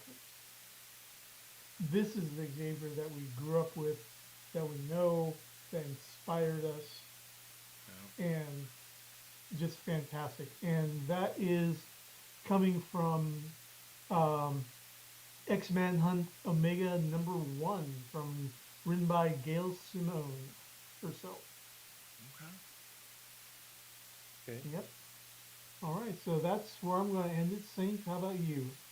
All right. First things first. Netflix is getting ready to go back to the 1980s, as we are now getting a brand new revival for a brand new, different world, which will be starting filming this summer. So as long I'm as they looking bring forward back to that. Kadeem Hardison and Jasmine Guy, I'm good with it. As If they far don't as I bring back know, those two, listen, well, I don't know. we'll see here. Here we go. See, you already know. Two such cast members were Kadeem Hardison and Jasmine Guy, who played. So I do believe that the Whitley. it will be. And a lot of here's the other cast they can't bring back because a lot of them are gone. Sinbad gone. The dude that used to play Mr. Gaines, he's gone. I want to say the dude who played Colonel, what's his name? Isn't he gone too? Whoa. Okay, hold on. Okay, hold on. Okay. Damn, bro. Glenn Turman is still alive and breathing. Mm-hmm. He's the one that played the Colonel. The Colonel. Right? Yeah. Okay. I can't remember right off the hand, but the guy that played Mr. Gaines, he I think it was Lou Myers. Yeah. I do believe he's passed, but I'm still not 100% sure. But Sinbad is still alive. Oh shit! I thought Sinbad died. Yeah. I thought I no, heard Sinbad. died Sinbad had a stroke. Yeah. Oh, So okay. that really, incapacitated him. Yeah. But I do believe that some of the cast members are coming back. But the filming starts this summer, and we're not even 100% sure if it's still going to be in Hillman. Right. So They can go a lot of places with it. They're going to do an HBCU in there. Yeah, but it's the- not going to be. Yeah, the main cast members returning are going to be Jasmine Guy and Kadeem Hardison. because it's going to follow their daughter going to college, just like A Different World was all about Denise Huxtable Well, going to for the college. first like 2 seasons. Yeah, Like, exactly. but like by the time we get to Well, season 4, after- it's that shows yeah. about Dwayne and Whitley. Like, Well, yeah, but I Yeah. mean, but you have to think about this too, though. Marissa Tomei started off pretty much started off in her career in that, and then of course, Don Lewis, Don Lewis, who Summer currently Cree, just Cree wrapped up, Summer, Cree just Summer, wrapped up, Star Trek, Lower which Decks. one? Lower Decks, yeah. and Cree Right. Summer. Well, that's the voice of many. Real quick before we many move on to Raw or move on to your next one real quick. I actually forgot that one of the first places, and this is gonna be a name drop here, a random name drop of the first time I ever saw Gary Duran, the actor. For those of you who don't know, if you did watch A Different World back in the day, he was Cree Summer's boyfriend for a little bit, Shazaz or Shadaz or something like that. It got me thinking about this, and this is just a side note real quick. This is not about A Different World, but Gary Duran used to play on CSI. Yeah, He was Wark. yeah. And when my dude ran into some problems in real life, they did his fucking character dirty on CSI with the way they killed Warwick off. Because and it still disturbs me till this day. Other people get deaths like off screen, like they get shot. Oh, they go in the ambulance, then you find out they dead and they never come back. Nah. Warwick got shot straight through the throat with a 22.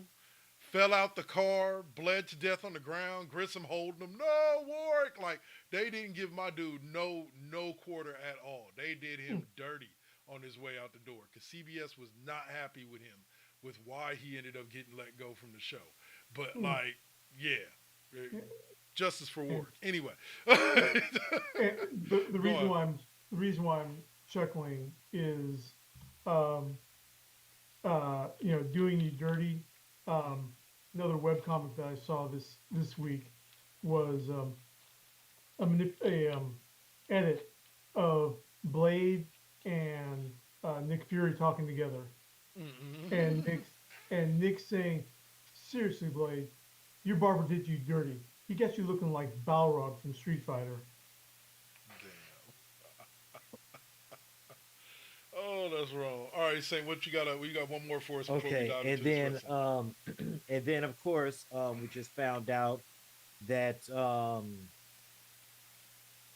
Bradley Cooper disclosed role in the movie Superman, and guess who he plays? Jimmy. No, he plays for about a real serious cameo appearance. He plays Jor-El in Superman. Nice. Yeah. Nice. That's it. It's just like That's Superman's brother, right? Like, no, Father. that's Superman's Father. father. Wow. Okay. Yeah. So Okay. he's gonna play up because of course Superman is not an origin story, Right. but So he plays the it's same role just- that Russell Crowe played in Man of Steel. Yeah. Yeah. And Marlon Brando in the Richard Donner films. In the original Yeah. universe. All right. Well, hell yeah. Okay. Hell yeah. So that's it. Round of and applause for Bradley actually, Cooper. on that note of jumping franchises, 2 quick notes. Giancarlo Esposito is wanting to jump over to the DCU to play Mr. Freeze. I still think Yeah. Patrick Stewart's better for that role, but I could see him. He's such an amazing actor; he could pull it off. And Viola Davis is ready to jump ship from DC over to Marvel. Who was she? She's play expressed with? interest. Nobody knows at this point. Nobody knows? Yeah. She's gonna play. She's gonna play the Queen's sister, huh? No. If I'm not if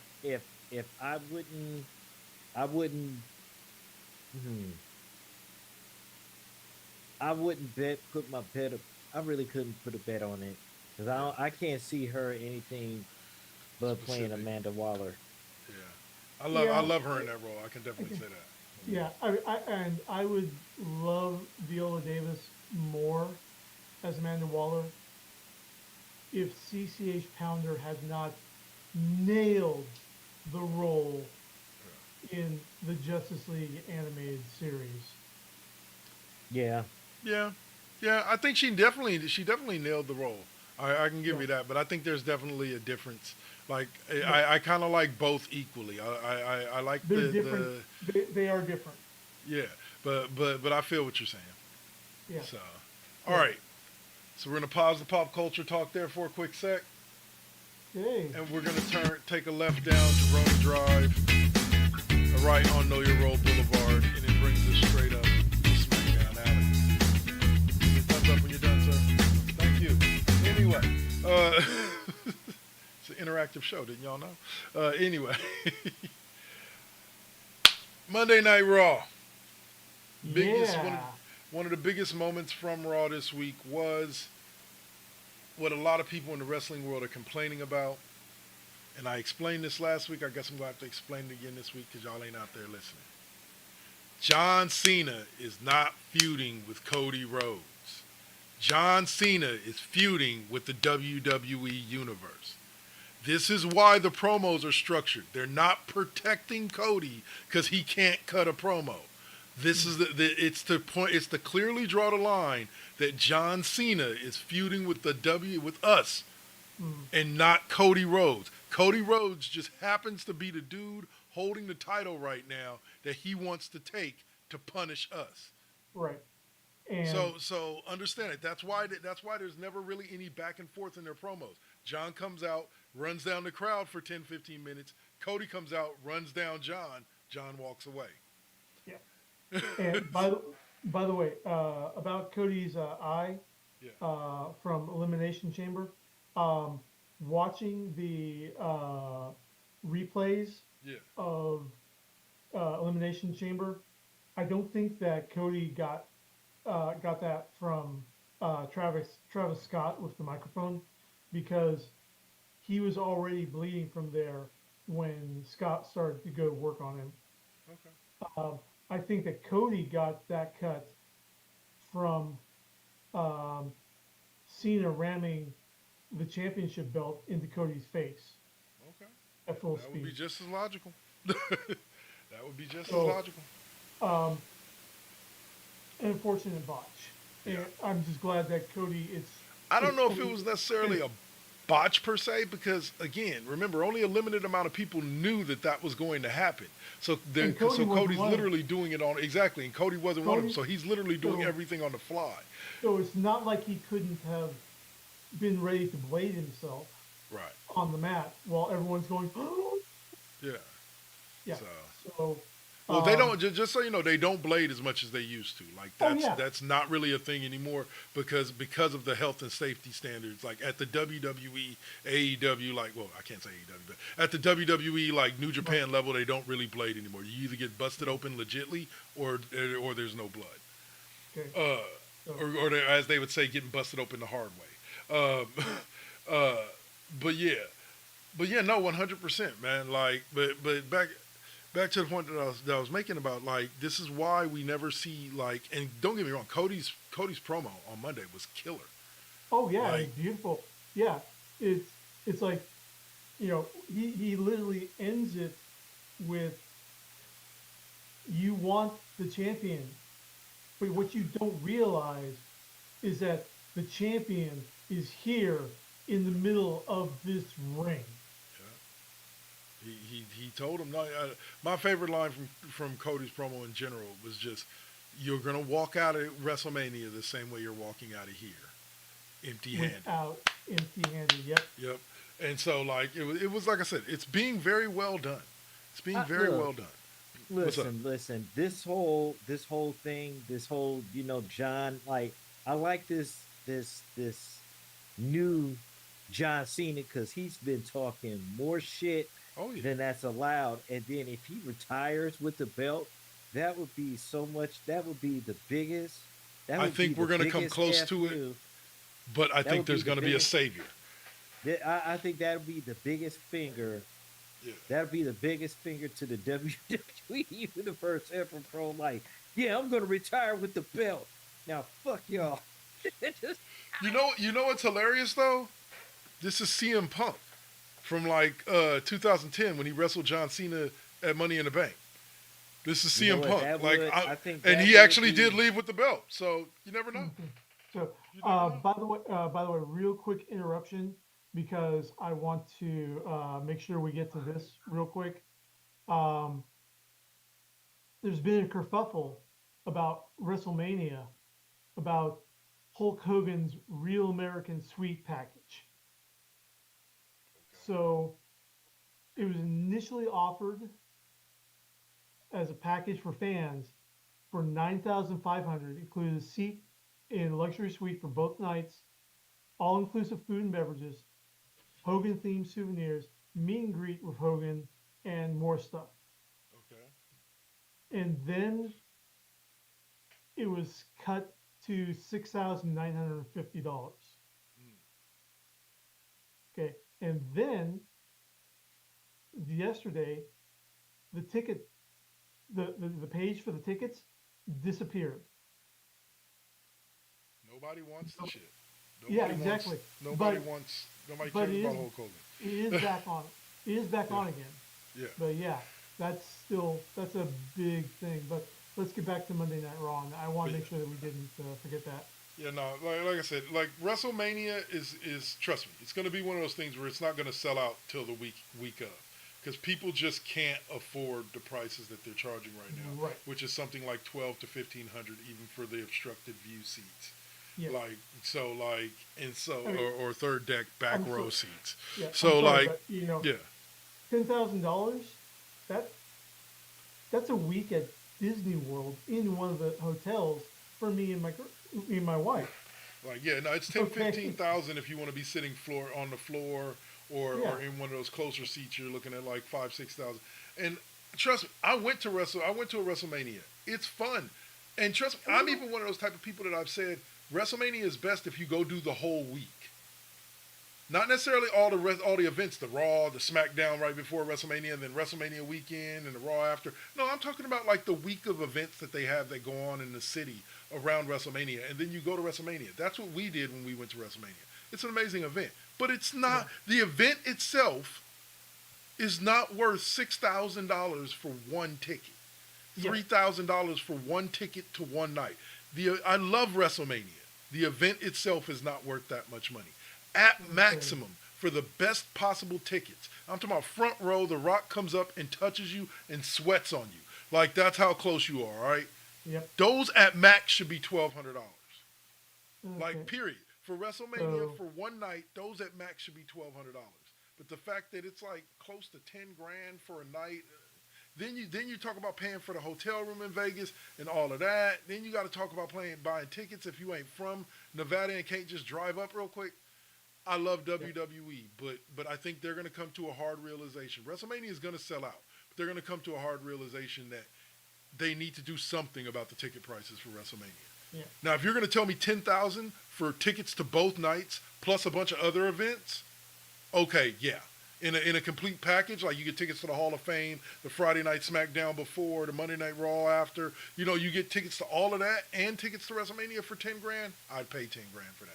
But just for one ticket sitting on the floor at WrestleMania, hell no. And I'm a wrestling fan. These guys can tell you I've been a wrestling fan my whole damn life. Oh yeah.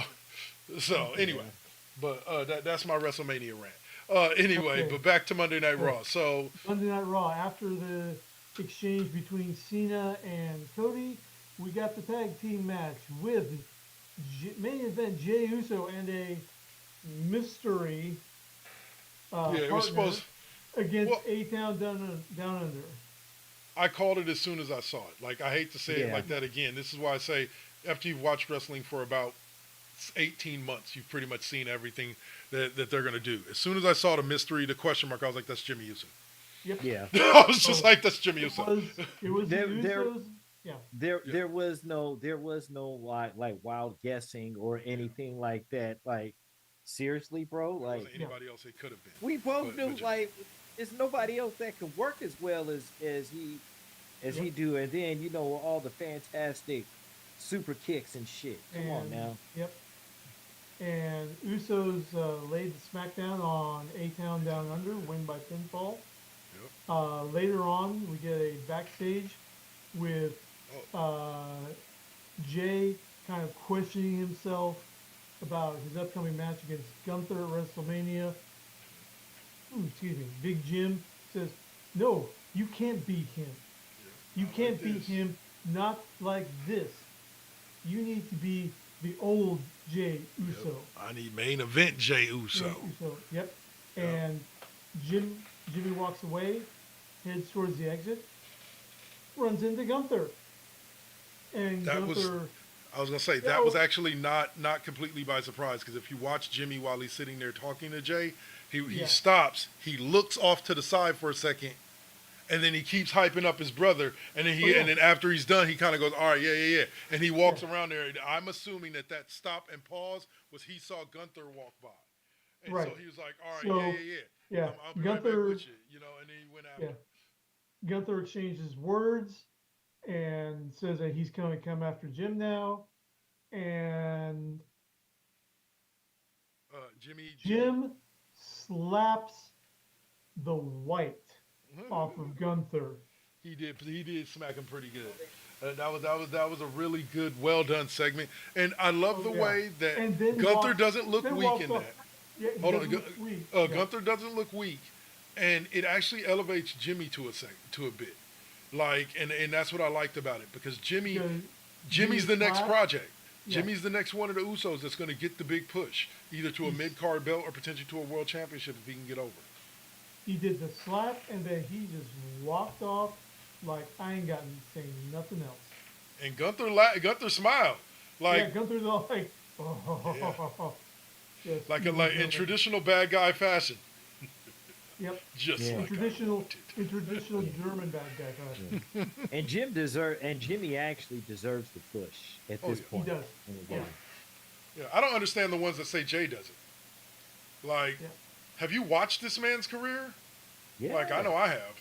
But the other thing I wanted to bring up real quick as we're going through, since we're focusing on that, is there's a lot of people who had an issue with what happened on SmackDown this week, with the fact that they announced that basically the Roman Reigns, CM Punk, Seth Rollins match is going to be a main event at WrestleMania, and they were congratulating CM Punk because CM Punk, it's the first time he's ever met a main event at WrestleMania, which technically isn't true, but I understand what he means.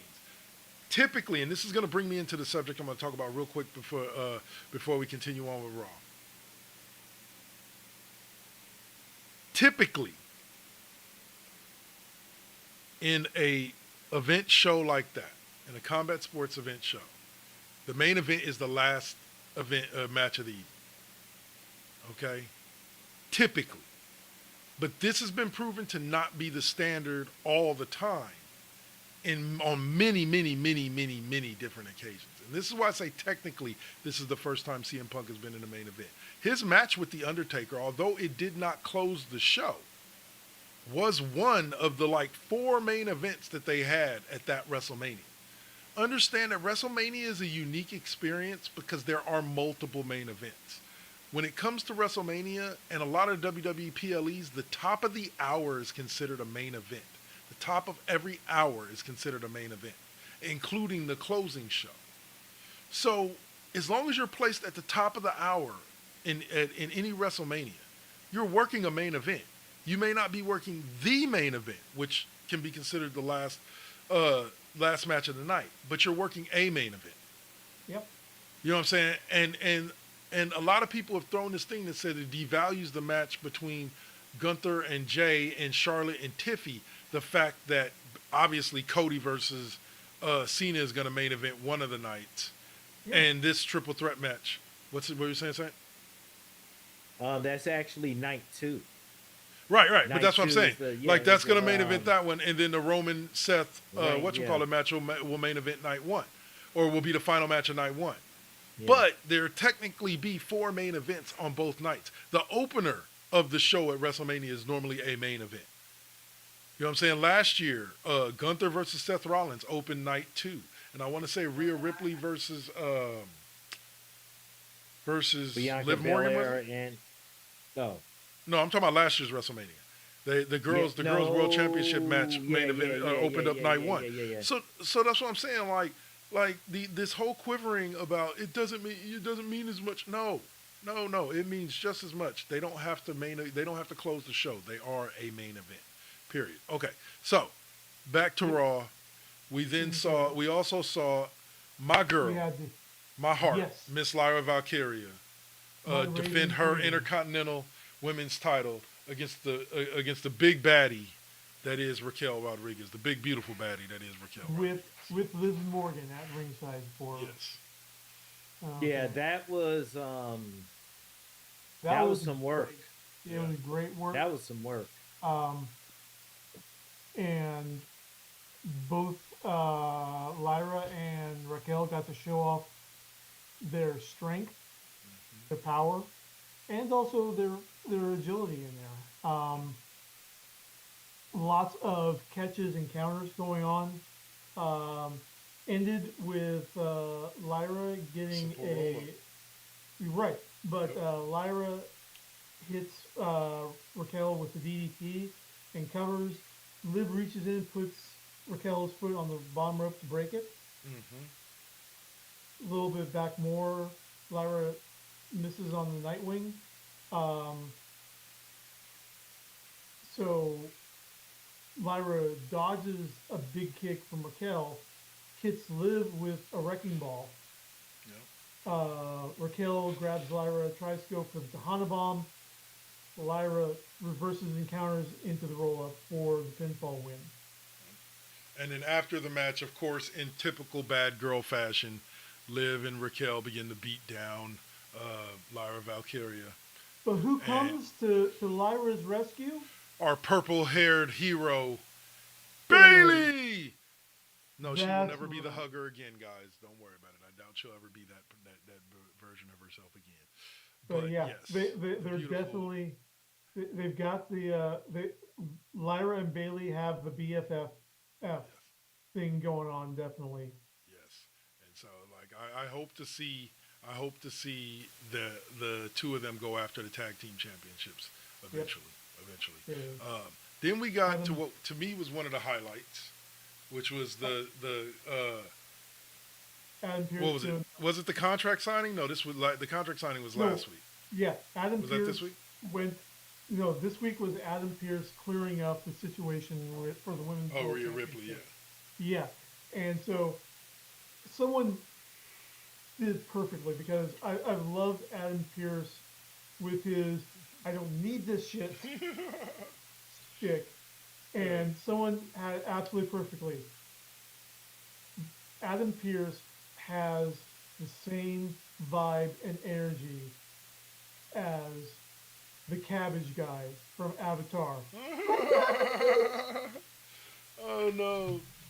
So, yeah. But yes, so Io Sky. Couldn't hear you, bro. No, I said that's fucked up, man. That's levels of fuckery, bro. Anyway, Adam says that the contract that was signed doesn't mean anything. Rhea Ripley's signature on it doesn't mean anything. Yeah. So here's the way it's going to work out. Io Sky comes out to protest before Adam even talks about what's going to happen. Then Bianca Belair comes out. Then Rhea comes out. And mind you, Io's asking for both of them. Right. Io wants both. Io wants the triple threat. Io wants the triple threat. It's Adam Pearce is saying no. Yeah. Adam Pearce is no, you're fighting champion, but no, it's not going to, how it's going to work. Bianca's talking about her, guaranteed match, championship match for WrestleMania. Rhea's comes out to do her bitching. And once again, it's all about Rhea and Bianca, getting in each other's faces. Io says, "Excuse me, champion here," and both the others just kind of pushed her away. Yeah. And then Adam Pearce just says, "Shut the fuck up." And yeah, pretty much. Yeah. And so here's how it's going to work out. It's not going to be a triple threat match. This week we're getting Rhea. Yeah. Next week we're getting Rhea versus Io Sky For the belt. for the belt, and then whoever wins the belt is going to face Bianca Belair in WrestleMania. Yep. And then bedlam ensues, and the three ladies proceed to beat the living snot out of each other as usual.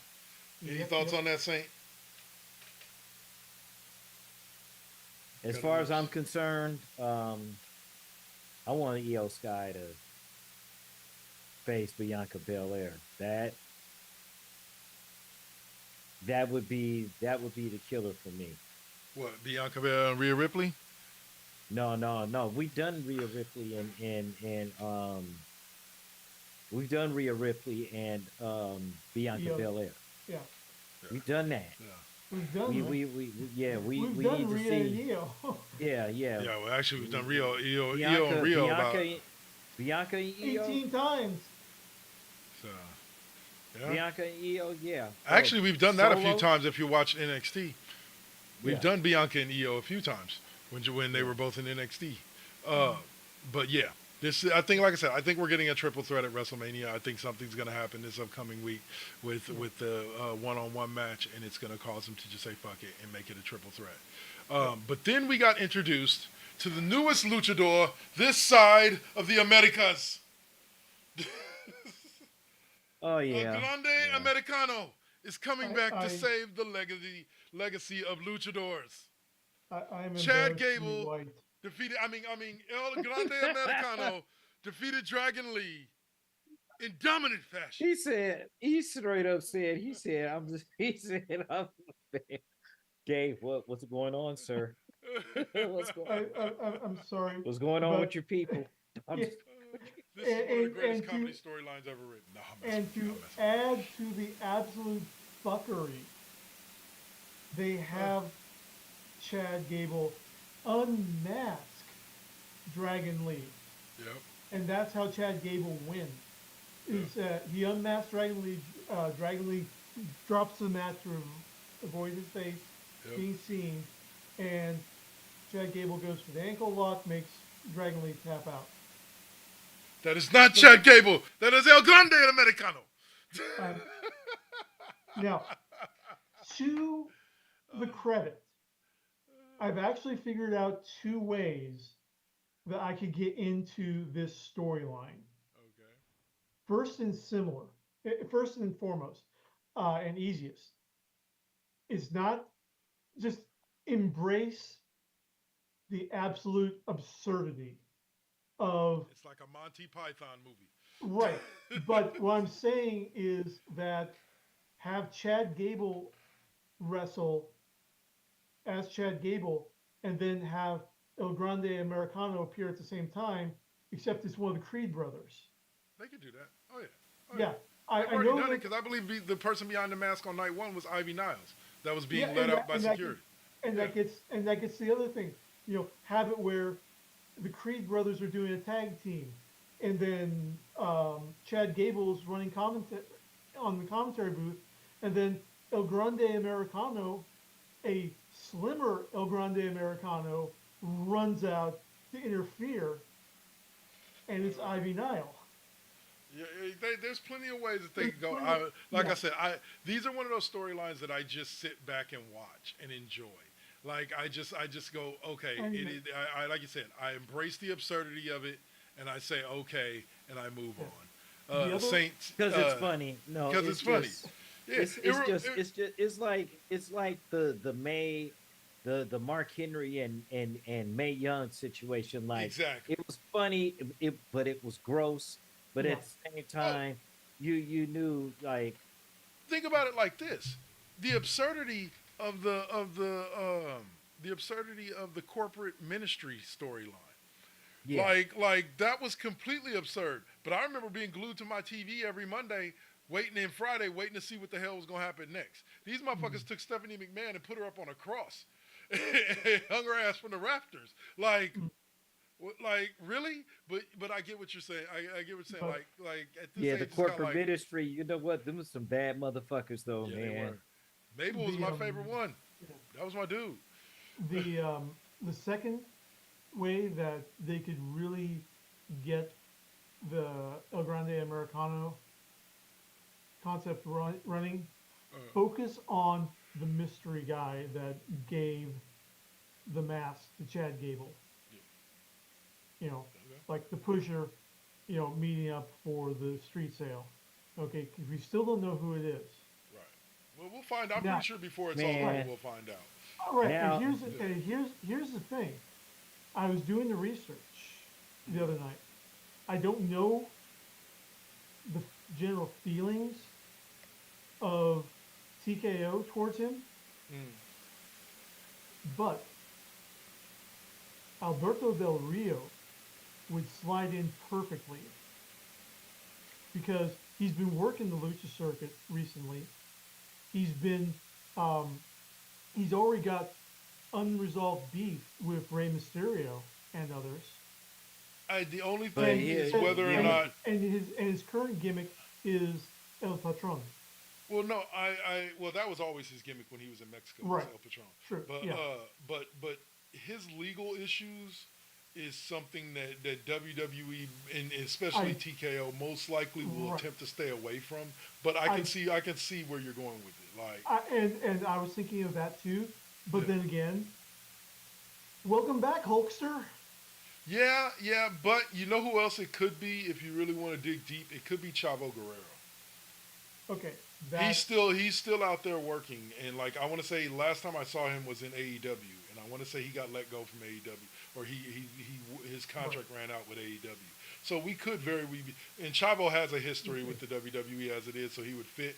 Or a dark horse would be a gentleman by the name of Armando Estrada.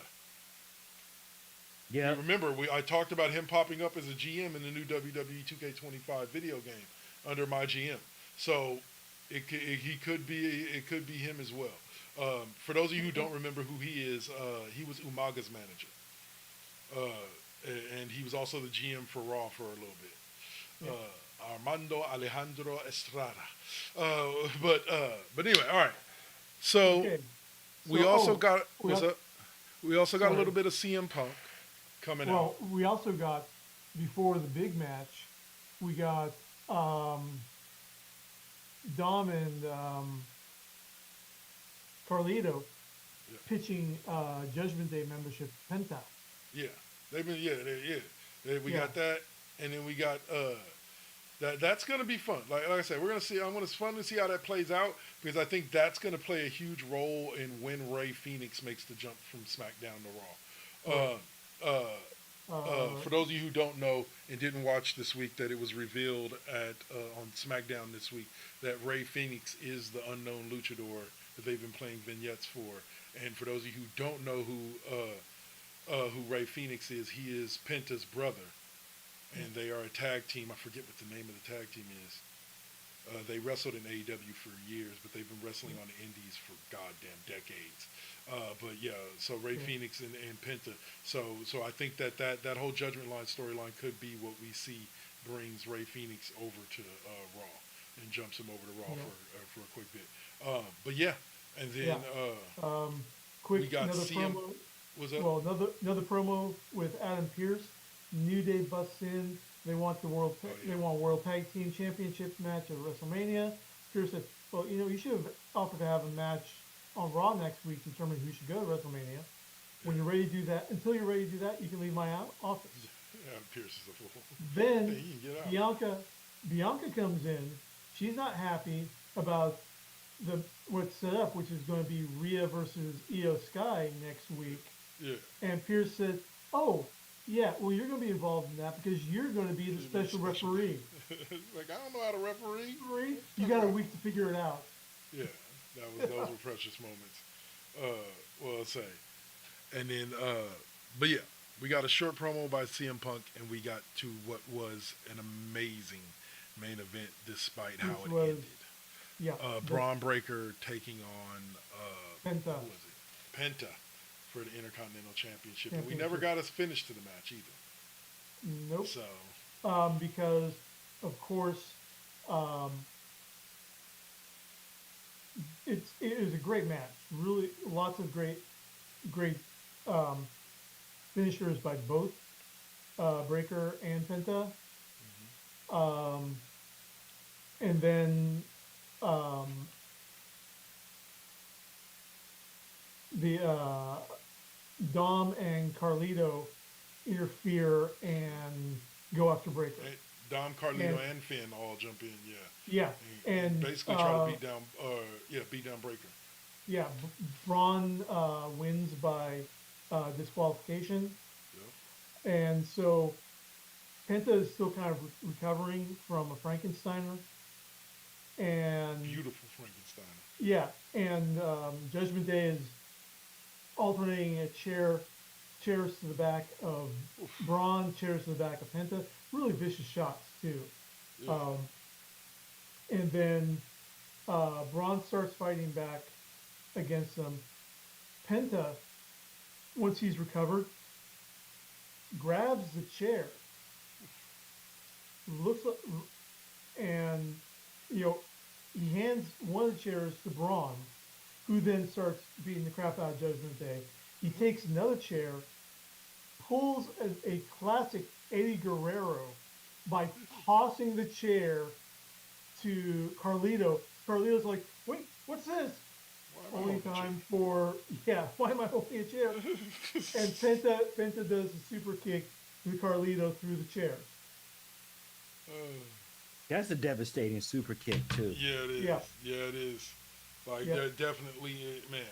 I'm gonna tell you this: the Judgment Day has been a good, but they do need to do something with them, and I think this is it. Like, I think we're gonna end up seeing a triple threat match between Dom Mysterio, Penta, and Braun Breaker for the IC title. I think that's gonna end up being your IC threat. Like, everybody thinks it's gonna be Finn Balor, and don't get me wrong, that would be a hell of a match. But I think the reason why they've been keeping Dom out of the picture is because I think it's going to be Dom that gets the shot at the IC title and potentially walks out with it at WrestleMania. Right. And then you're going to get a lucha feud between Dom and Penta after WrestleMania. Yeah.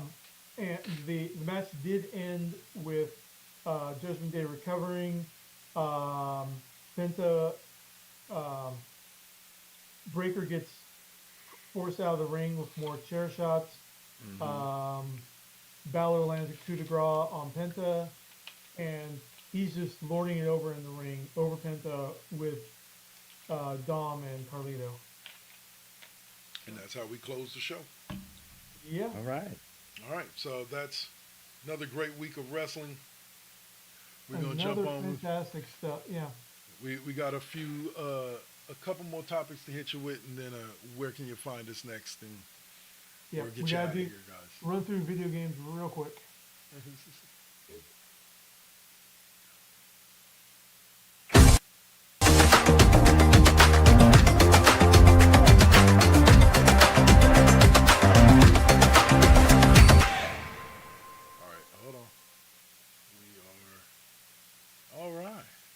We are back.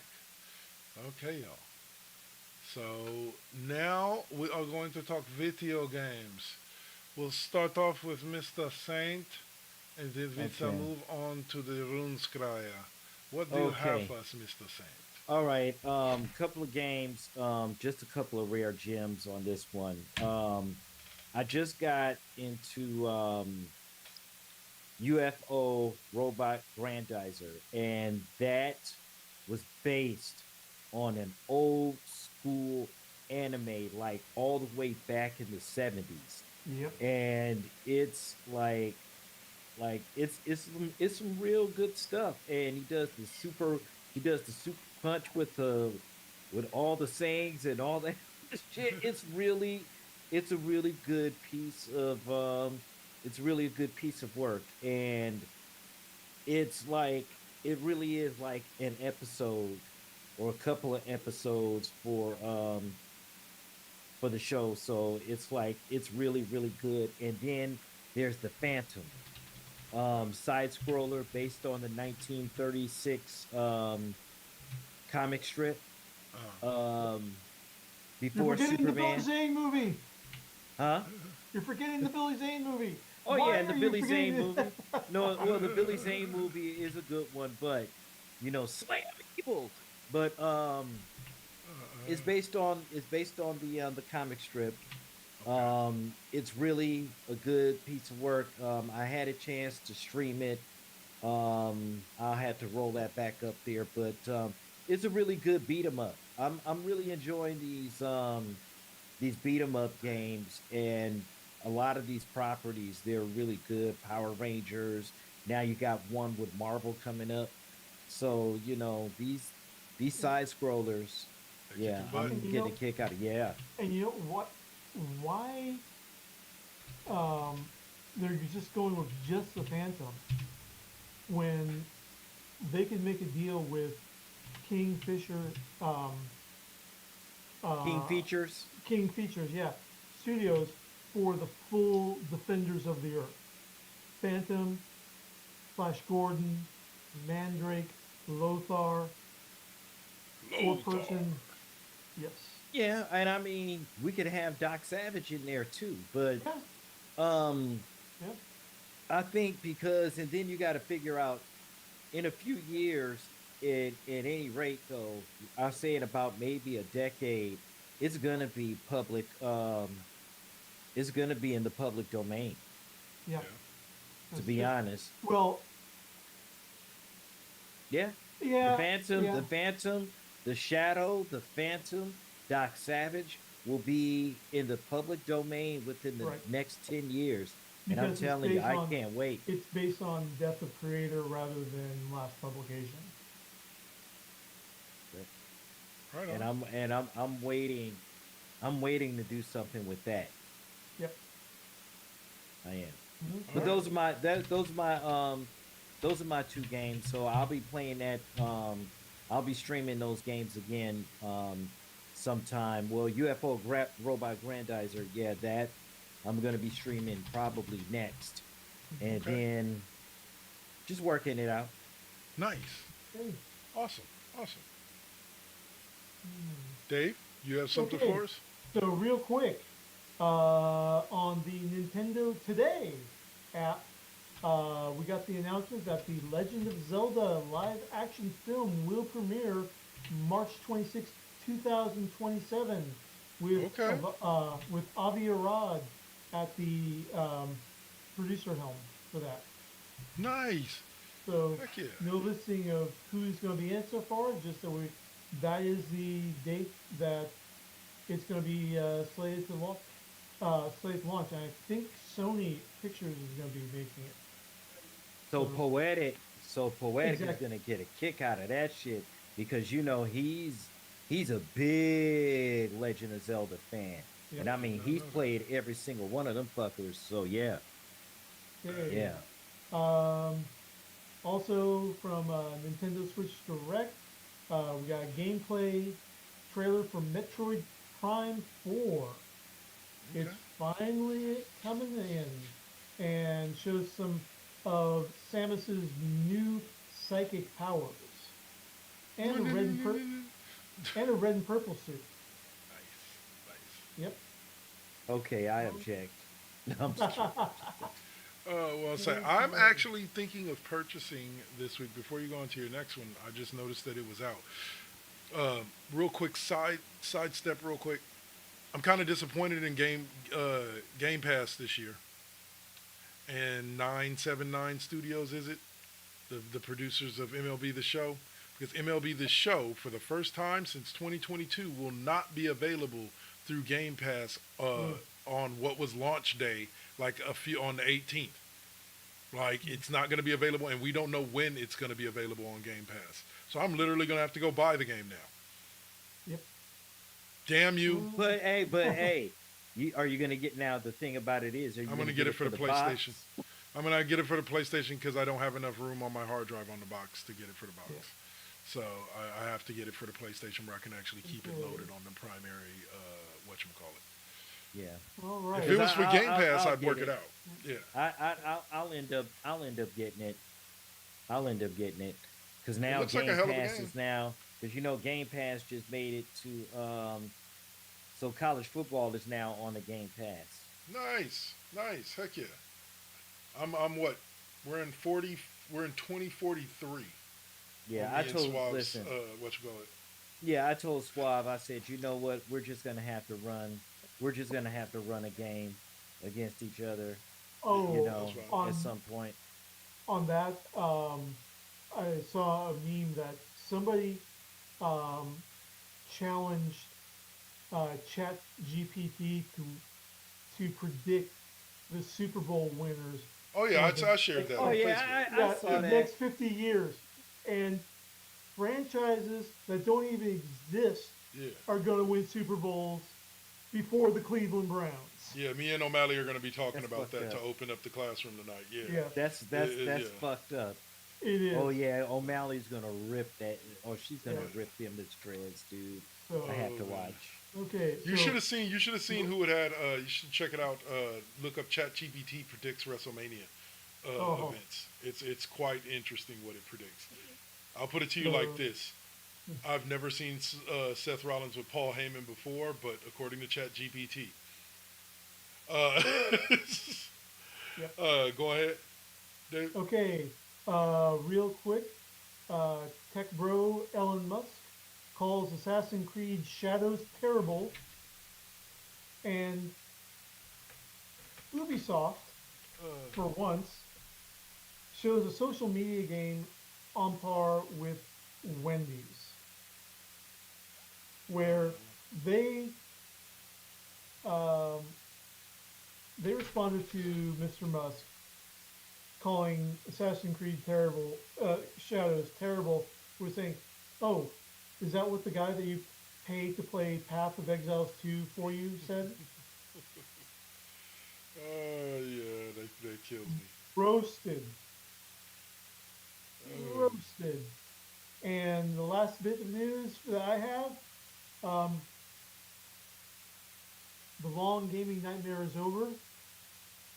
Game Informer magazine has been saved. Really? The whole team is returning. They got a new owner at the last minute, and that's Neil Blomkamp's video game studio. Nice. So Yep. we're going to continue to get Game Informer. I love it. Yep. All right. So as for me, where am I going to be? Well, we doing? haven't gotten there Oh, yet. we haven't gotten We there still yet. got to, yeah, if that's Right. all we got for video games. Next up, we have, dun, dun, dun, dun, where can we find you next? Ta-da. All right, Dave, You now know go ahead. that's oh god, Jesus. What? Yep. Okay. So I realize that I've been really slack on night shift the past week or two. Yeah, we need answers. Answers are that I've been having really bad issues with my sleep, with my pain medication, with a lot of stuff, but been working today and yesterday on getting this solved. So I will be back tonight on the Xbox with Starfield, leading back into tomorrow night shift with Spider-Man, and so on, getting back to a regular schedule. Good, So, because yeah. yeah, so I guess for me myself, I will not be on, I won't be on, I might be doing a small stream on an interactive movie. I don't know just yet, but definitely Tuesday will be my next big go, and that's going to be NBT Deuce. And then I do believe that during the course of the week that I will be doing evening streams as in the reverse with Dark Lord 100 in that sense. So I'll be streaming in the evenings more or less, and we'll be switching places. Damn you, Kerr. Damn you. Well, unfortunately, I have a job currently that requires me to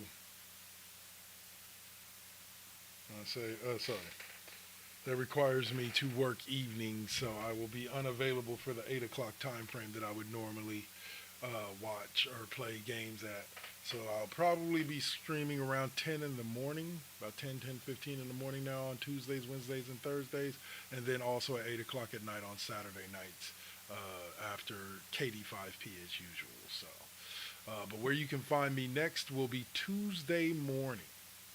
That specific time, people. Yes, all of this is Pacific time. Tuesday morning, 10:15 Pacific, 1:15 Eastern, playing some college football 25, or potentially some Madden. It depends on how I'm feeling that day. But yeah, so that's what we'll be doing on Tuesday, and then the rest of the week will be as normal, except 10:15 for those video game streams. And then we'll be back with broadcast Sundays next Sunday, starting out with Saint, with MVT Deuce, and we'll have Cheap Pop, and then later on tonight you'll catch me on the Classroom with O'Malley. Like I said, we're going to open up talking about that Chat GPT. But that's it for now, y'all. That's funny. Yeah, that's going to be fun. And also we'll be talking a little bit about the LeBron Stephen A drama that's going on. That's going to get fun too. So y'all be sure to tune in. That'll be in about hour and a half right back here on Twitch TV. Be sure to join us 6 p.m. Pacific, 9 p.m. Eastern. We'll probably do like we did with this show. We'll probably only do a 5-minute run-in as far as timer instead of 15. So we'll probably be starting at 6:05. So be sure to join us. We got a lot to talk about. As for this show, that is what they call it. This is what they call in the business a wrap, and we are done for today. I hope you guys have enjoyed our talk. Be sure to check out our shorts on YouTube. Be sure to also check out the Saint, my guy, killing it. Tell them where you're gonna be being interviewed at next week, bro. Oh, we still haven't talked about it. I will put it to you like this: there will be an interview, a major big interview in the middle of the month. That's all I can say. Okay. Well, I was talking about where are you going to be interviewed next week? Oh, yeah. You talking about earlier. Okay. Yeah. So I will be joined with IAS Games. And the lady is going to be at Queenish Shall Be. She is one of the suggested streamers on the Twitch page. She's just going to be doing like an interview game and so forth, and talk a little bit about first GenXers and its little history and so forth, and what we're going to be doing, and talking about this show, my show, the other show, and the other show. So it's like, we got a whole bunch of stuff going on. So yeah, for sure. Yeah, so I'm looking forward to that. But I'll put some advertisement out there for it. So be on the lookout for that, y'all, and be on the lookout for that interview. Should be a fun one. And that'll do it for us for right now. So you guys have a blessed day. Stay up.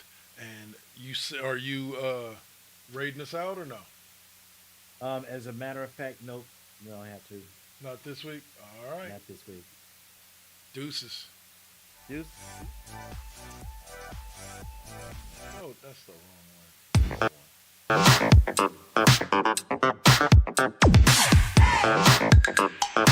one.